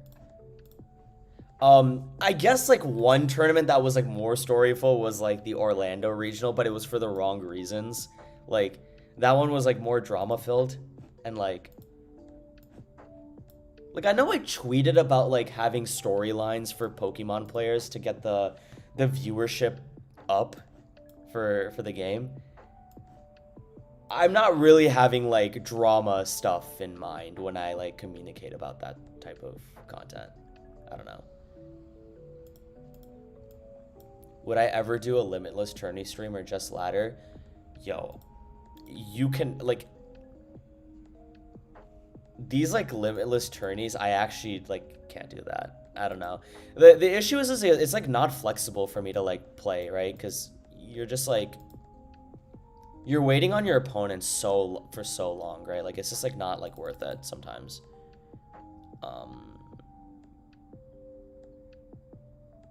4, and then I feel like if I recall correctly, this would be like a 2 situation. Yeah, this is good. This is what I need.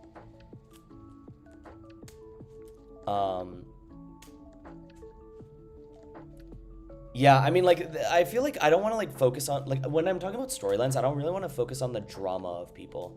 But limitless tournaments are like so long. They're also like not quality games, for the most part. Like, and then like also like. I think I have like a sour note of like playing at a limitless tourney because the last one I did was like the Smart series, like the Gabriel Smart series, and I got top 8 for that, and then Noah got top 4 for that. We both played the same list, but we kind of leaked the jamming tower tech in Poltnor when that was like supposed to be like more like reserved, I guess, and then like everyone played jamming tower. I wouldn't say like we're the sole reason we like got this far, like whatever, but like it definitely did play a role. So I don't like playing for those reasons.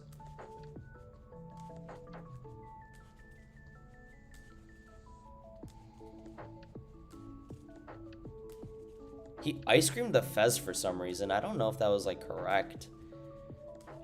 But we'll find out. Yeah, that's my fault. It's my fault, fanboy. I learned my lesson. like, I have no one to blame but myself.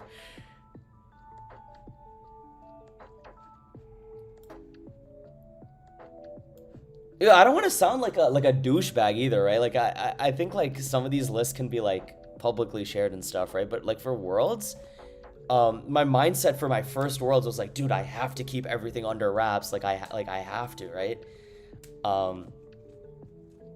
But like, dude, we were just not doing that. We were like doing anything but that. How do I win this, bro? How do I win this?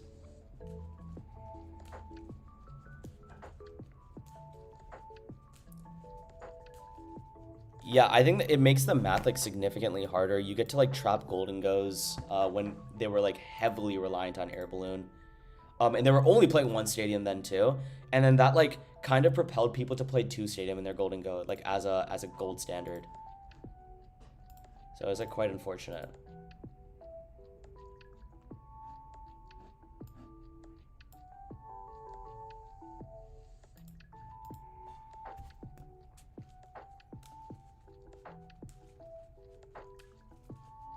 Damn, that ruins all chances of me getting Monkey Dory down next turn. That sucks.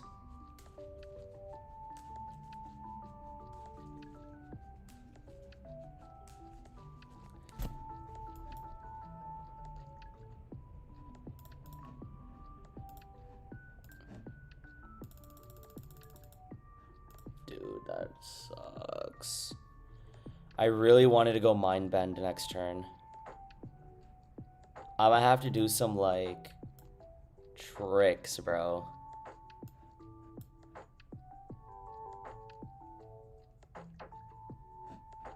It doesn't help that I put down Fez either. They can just go boss's orders in one turn. But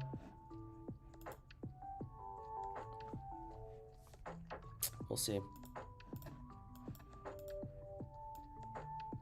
We shall see.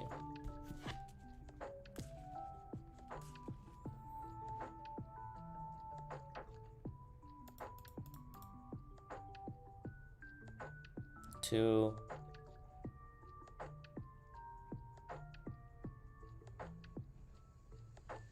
Let's stack damage on the Exca. I think I can actually like Mind Bend, put 20, and then put 20 again, and then KO with Bolt.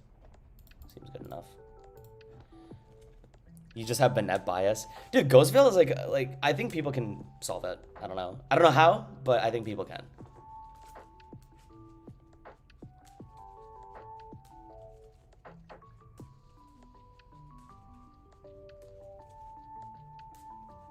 Metal Maker, okay. Let's see what you got.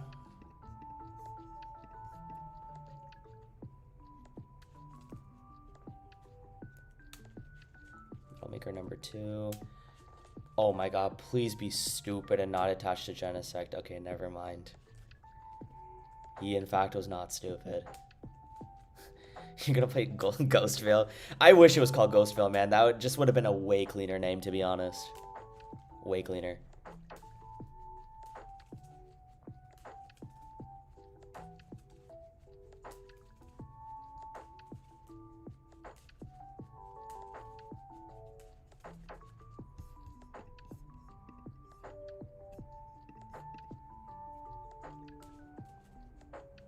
Zorovale. Oh, hell no. Do not put this dude in the kitchen, bro. Seeker Box probably better than Blender. Yeah, I think so. I don't think Blender's that good in that deck. I think you'd rather want the consistency boost. I think you should play Turbo Delmise. I don't think you should play the Spiritomb version, by the way. I think I mentioned this earlier on stream, but like I would not recommend that. Wow, 48 people this late at night. I'm lagging so hard. You can like probably see me like teleport from one frame to another at this current moment. I hope that gets fixed. What's up, Andres? Good to see you. But like this many people on my stream, making me very happy right now. If you haven't already, make sure to like and subscribe.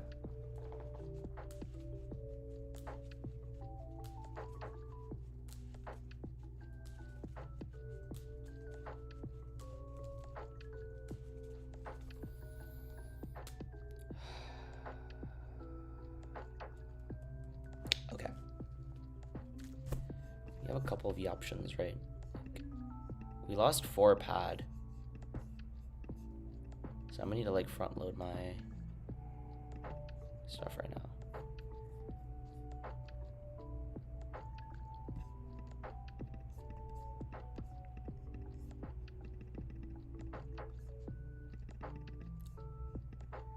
I mean, I can get like so unlucky here, to be honest.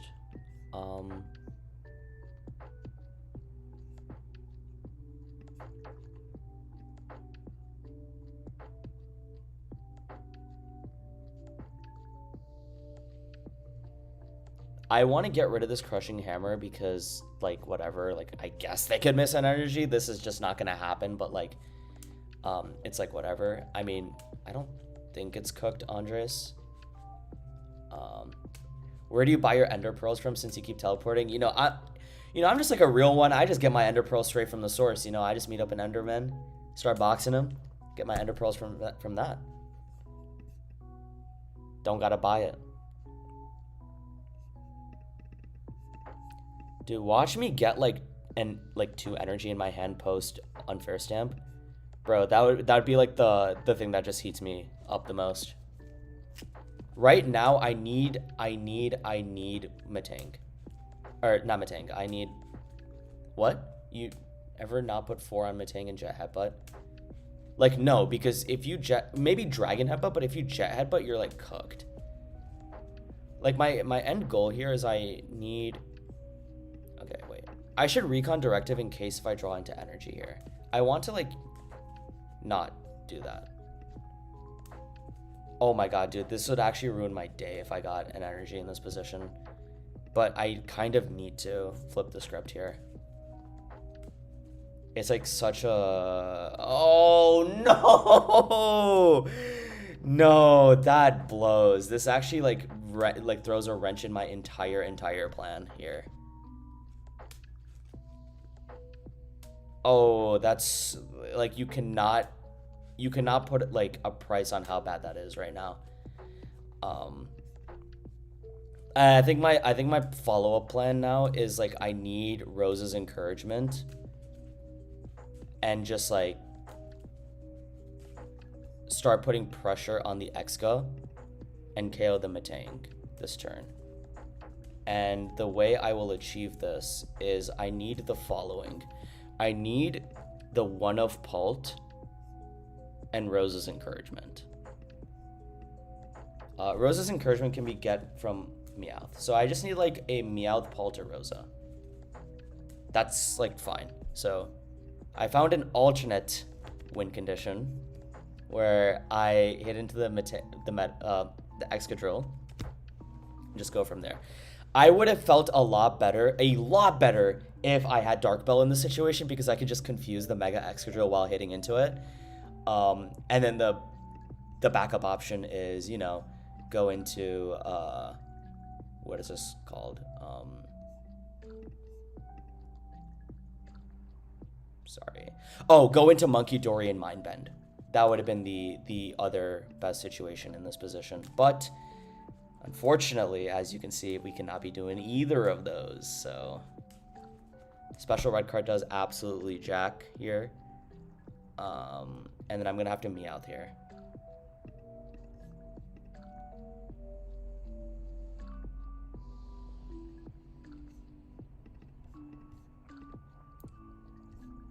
For Rosa. I'm like... Oh, please tell me I have Rosa in my deck. I swear I did. I swear I did.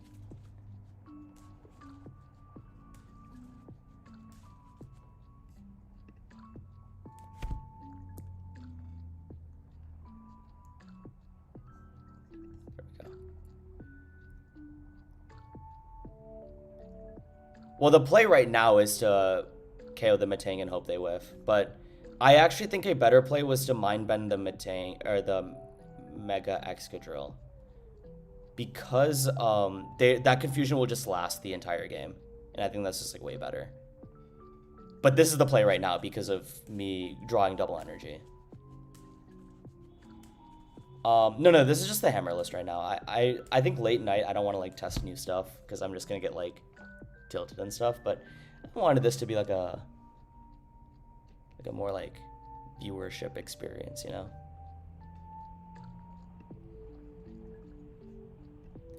Well, I don't want to get like destroyed by... Hold on, 3, 2, 1. Okay. So in case if this player plays Wally's Compassion or like any like, can you play like double Cream?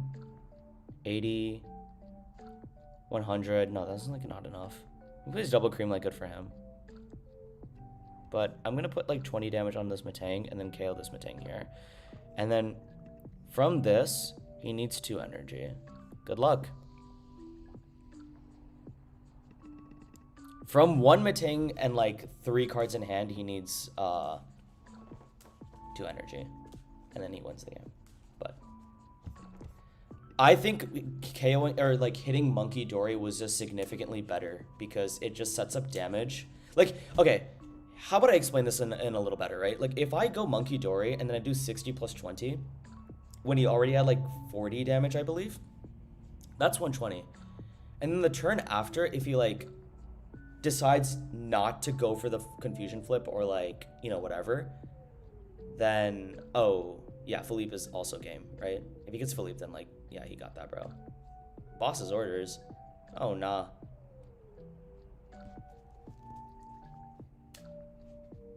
Oh, there's just like paths, you know, that I could take. What? Oh. Oh, I also forgot about that. But I needed I couldn't do anything, right? Like I just drew into like 2 energy in that position and like I had to put down the Meowth, right? So I couldn't really do anything about that. If I was able to not draw into 2 energy there, that would have been really good. I wonder if I should have just put down, like I can't put down the Meowth either, right? Like it's just all like losing. But yeah. Do I think this matchup is unfavored? Like, I don't think it's as unfavored as people think it is. I was like winning games against Excadrill earlier. I wonder if KOing the Fez was wrong. And I should have just played like I don't know, a game where I just hit into the Excadrill early on. How often have you been to Europe and to which countries? The only time I've ever traveled to Europe was for Prague. I don't know if I'm gonna continue doing that. It was like fun. Also, this is a terrible hand. Oh my god. I might go for EYC. I've never been to EYC before. That seems like really fun. Prague was really fun too, but yeah. No Pranav, you go to bed, bro. I just came back from a party. Am I coming to Mexico this season? I want to. I don't know what regional to go to yet, but it is something I would like to do. I just don't know like which one I want to go to yet. Because me being from like the West Coast, it's a lot easier for me to go to Mexico. But I don't know if that looks like not just Mexico, but like a LATAM like event, whether it's like going to an IC or like going to Mexico in general. But I have to figure that out. I should low-key figure that out.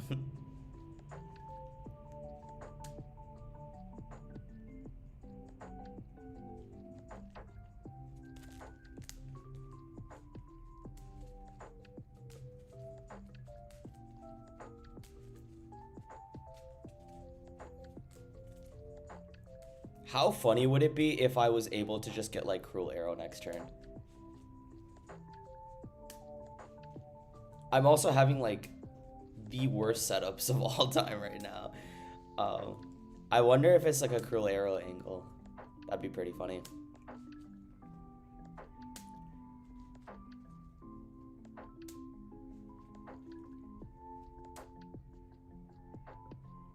Yeah, for sure, Andres. That'd be sick. Seems like a cool place to do a regional.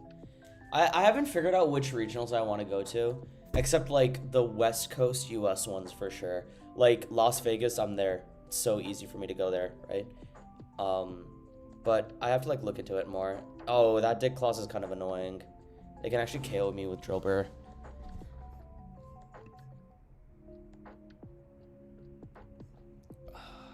I mean, like, do I go for setup or do I go to the route of Crispin? Nah, dude, Crispin is just like so high rolly. That is not how I play, man. I'm gonna save the crushing hammers for the Excra later, or like other Pokemon. The Beldum doesn't really do much here. Plus they could have like air balloon and stuff, and like yeah, bro. Like I mean, if I don't get like any of these energies, then what can I do, right? Let's go something like this, and then attach here. I can't get rid of lilies here. I just have to like get rid of these two things, and that's just unfortunate. Yeah, you got this Master Ball lead, dude. Yeah. I mean, it just is a Cruel Arrow play, right? Because they're going to also Cruel Arrow me. So I'd rather, like, get that out of the way. It is unfortunate that my opponent will be able to set up a Excadrill and just KO the Fez with Dig Claw plus whatever. It is unfortunate. But... are we running Pokeball for Ghostville? Fade. Do not put Pokeball in that. You got so many options between Pokepad, Gwen, Prism Tower. Like, do not do that to yourself, bro. You deserve better. Oh my god. There's no way he just hit all that.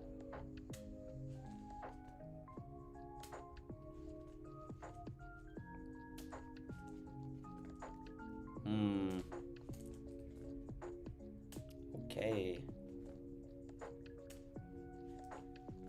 Where's your Excadrill, buddy? Dude, I promise you have plenty of Pokemon search. Like, you just need like a lot of discard options for hide and sneak. Yeah, like Explorer's Guidance or something. You just have like so many options, man. Judge? Oh my god, bro. Like, I'm getting put into the blender right now. This is just straight blender action.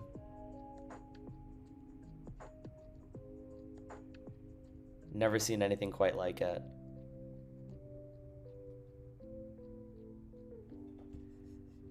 Oh my god, bro. Please let me punish this dude by getting this Monkey Dory Crispin wacko combo right now.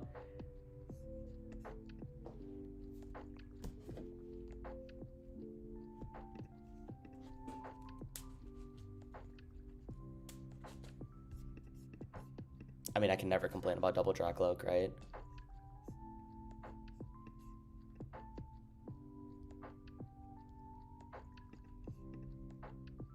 I've never seen high rolls quite like this. Let's see if I can get back into this. Yo? Yo?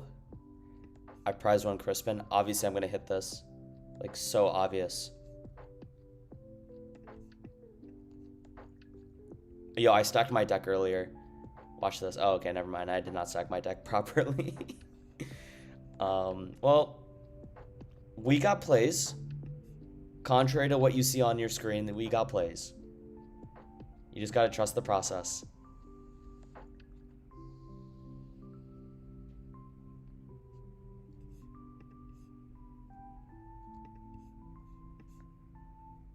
I mean, like, this Meowth is already on board. How much worse can it be if I put down a Fez or something?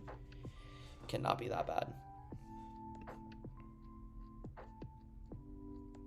I need like more more supporters. I need everything. I need options in this bot. Oh, there's the Crispin. All right. What a cruel joke. How much energy is in their discard? Seven in total on play.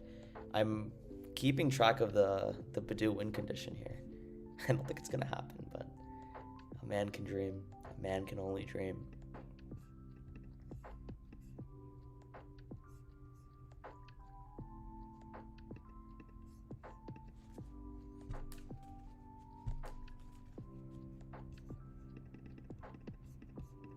Fade, I have the double Dragapult here.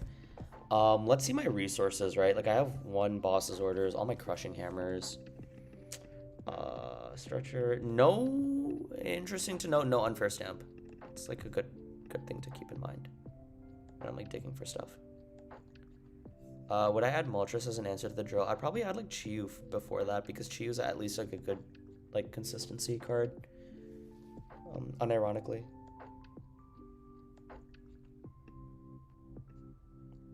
Like Chiyu's like decently good in the mirror. Where like if there's positions where you don't want to go into Badoo, you can go into Chiyu and just use like the Allure draw 2 card. It's like very good. I was never ever ever a fan of Moltres. I think it's like too like situational. I don't know. But if for drill, I would add like Dark Belt before Moltres. That's just like my opinion. I could be wrong. I could be right. Who knows? All I know is I'm getting dicked right now because I put Fez and Meowth on my board. Oh my god. Do you guys see this? Bro, did I discard my Badoo? Oh my god. I'm like I'm obviously trolling. This is like classic troll like situations here.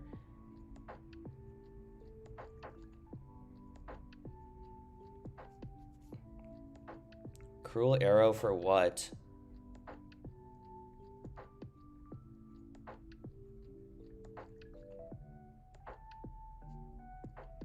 Oh my god, bro. If I literally did not discard my Badoo, I had the coolest play to do, right? Like, you all see what I'm seeing, right? Like, I know he has Air Balloon, and that's fine, but 4, 5, 12. Oh my god. If I didn't discard the Badoo, I actually could have trapped my opponent for game. No, that's crazy. I like messed up so hard.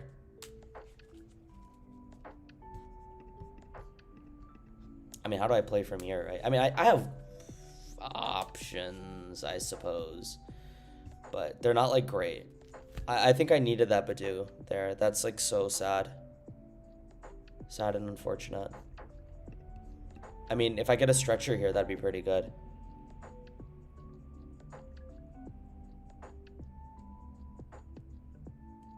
Wait, stretcher doesn't even do much. I need bosses as well, right?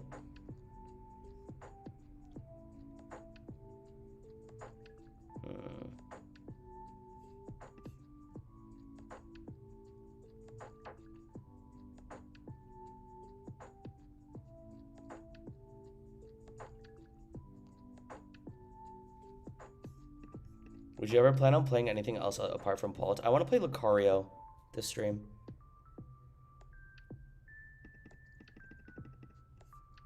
Well, Charlie Goose, my goal was like, yeah, if they played 15 energy, they have 12 energy on their board right now, right?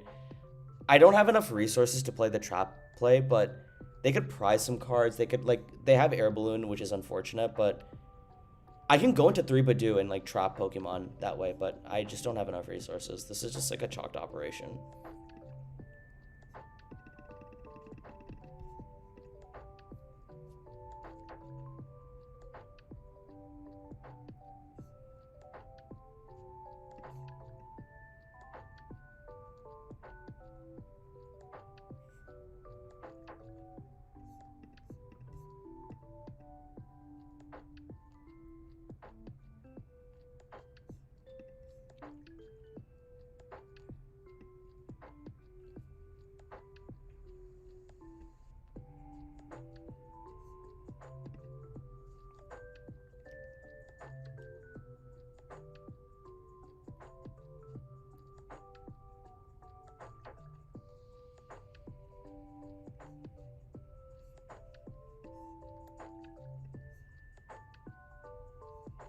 It's fair.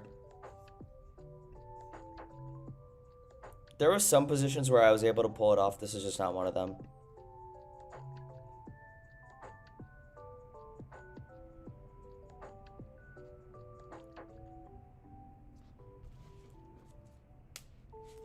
I also should have considered putting Dark Energy on Monkey in case if he gets the boss. Which is extremely likely. Me discarding boss there was like a little annoying too. I don't know. Unfortunate.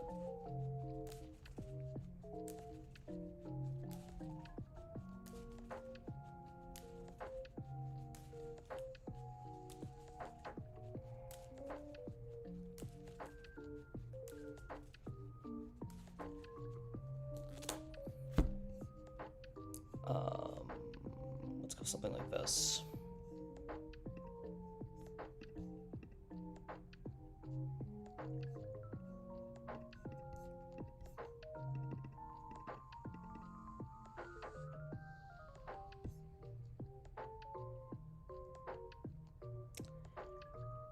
I mean, what are the odds they have air balloon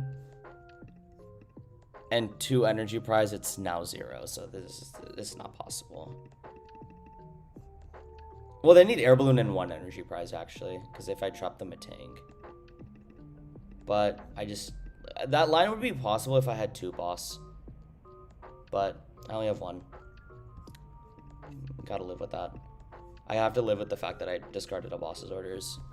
I don't think that was a mistake though. Like based on my hand earlier, like it's just like whatever.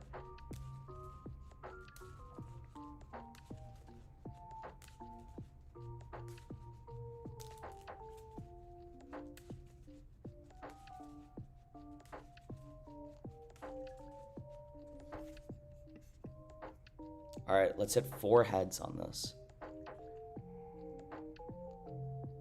All right, that's 1.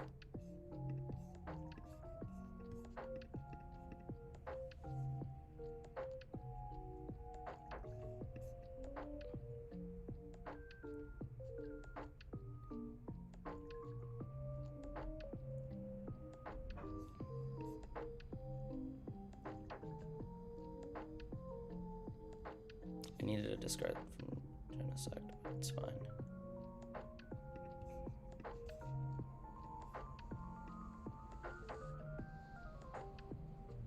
I don't want to KO Genesect, I actually want to trap it.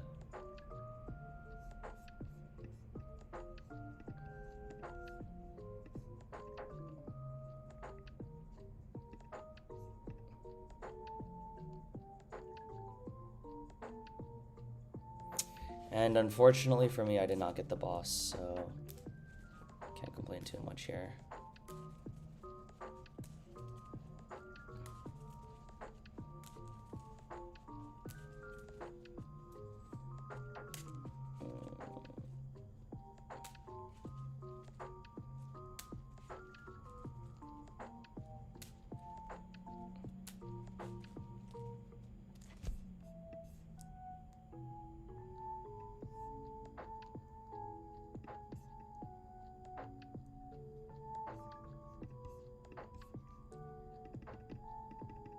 This is just like the New Dwarf 6G that I'm playing. But I'll play the dark build list I played earlier in the stream, or like today.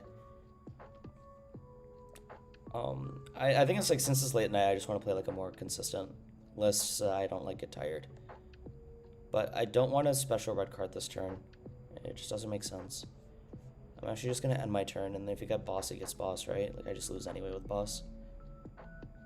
But I can't red card here. Like I absolutely cannot red card here if my goal is to like gust Genesect, right?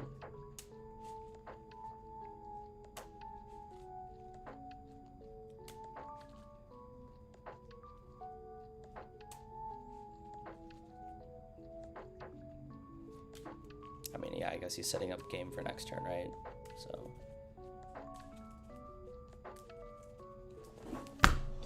Oh my god, he fucked up. Why would he do that?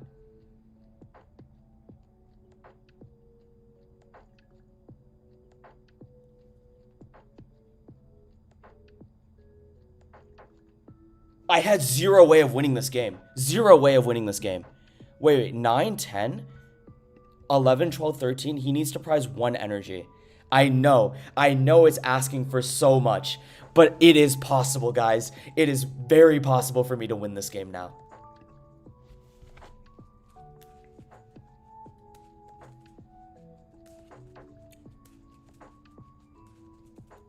Oh my god, don't do this to me. Wait, I need boss's orders from this. I absolutely need boss's orders. There's no way around it. I actually need this. Like, I need this.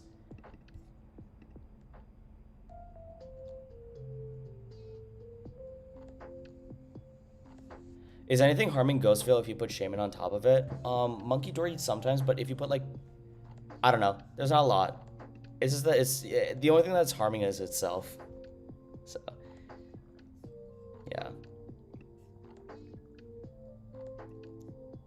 Okay, I get guaranteed boss. I just need to like Night Stretcher for the I cannot believe you put air balloon on that. Oh my god. And you know what? It's actually unoptimal for me to put special red card on this Pokemon. Oh, maybe they do play, but I'm like, this is the only line I have, right? Like I can just never win this with Pulse Attacks. So I'd rather just do this.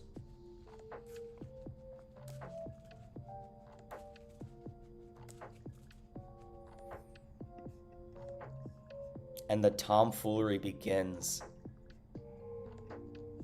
Fellas, this is what we like to call the stall tactics. It is suboptimal for me to play special red card because there is a chance that they might have energy in their hand currently.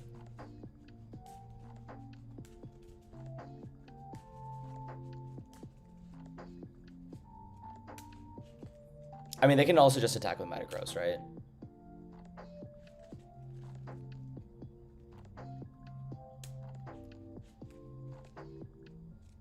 Okay, 1.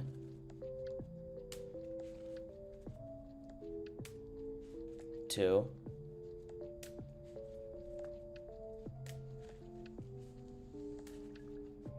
No. Don't give him 2 energy, bro.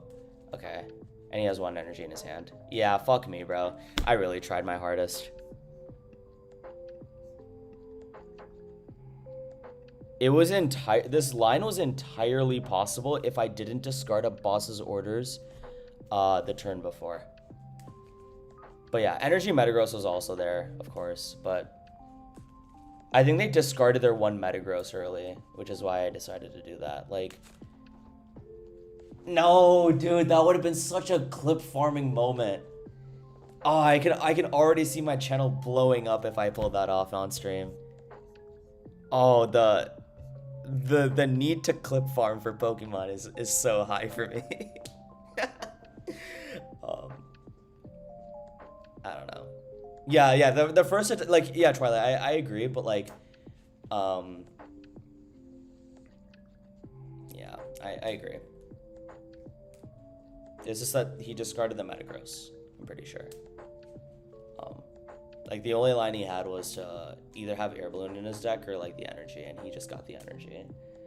But I was hoping that it was, the energy was, like, both in his hand, and that would have been really good for me, because then he can't use Metal Maker plus attach, right? Like, he has to manually attach, and that means that I have a 50% chance of hitting the energy with Crushing Hammer, and then the game is over.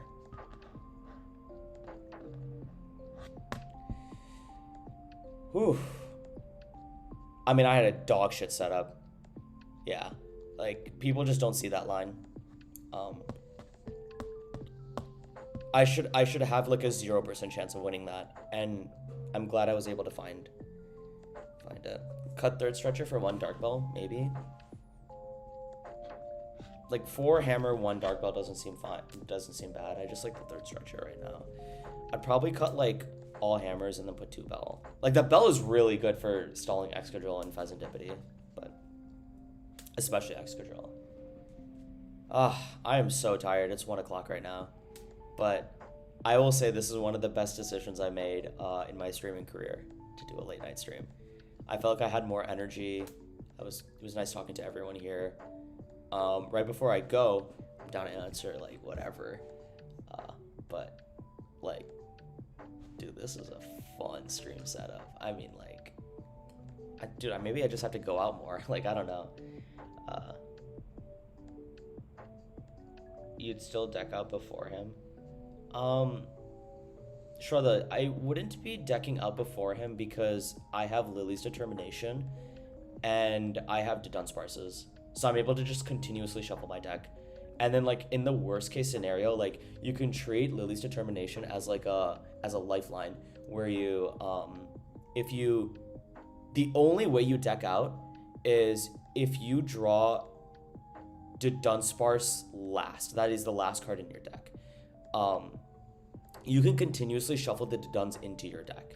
And then if Dunsparce is the last card in your deck, you can just use Lily's Determination after. So I wouldn't deck out before him. Especially since he doesn't play like too many shuffling cards in deck. So this was like a valid line. It's just that I was hoping for quite a bit where they needed both their energy in their hand. So it was possible for sure. I hope that makes sense, Shweta.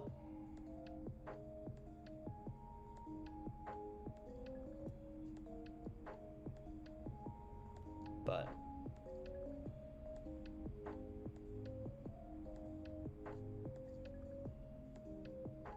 I mean, you can loop it enough, Shraddha. Like, if you, like, you can definitely loop it enough for, like, they had 12 cards in their deck. I had, okay, so when I pulled off the Itchy Pollen turn, I had 2 cards in my deck, right? I draw 1 card, pass. I draw another card, I have 0 cards in hand. I use Lily's Determination, shuffle my hand into the deck, and then draw 8.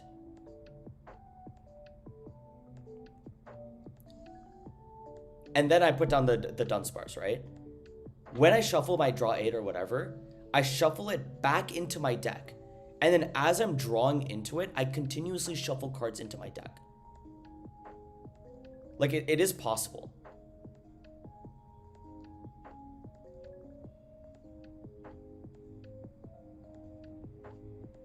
And I wouldn't draw cards after that anyway, after. Like, I promise you the math is there for this method. Like, I promise you. That's what's really cool about Didon's. You cannot, let me just mention this. You cannot infinite loop with 1/1 line. I agree with your point on that. But you're able to at least like stall decking out with 1/1 line. And I hope that makes sense.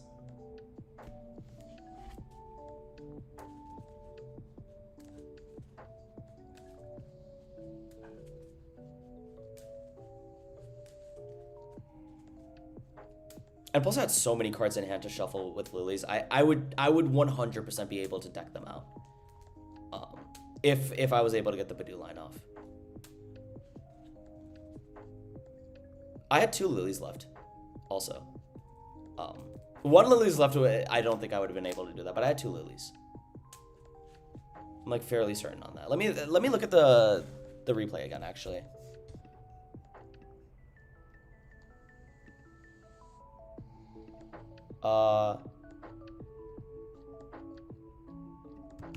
Yeah, I had 2 Lilies left. Yo, I had way too many cards in my hand. Yeah, this was very possible to deck my opponent out. I had 5, 10, 15, 17 cards in total for my deck, right? And they had 17 cards only, right? I use Boss's Orders at 16. You draw 1 card, pass, draw 1 card. They're at 14 after. Use Lily's Determination.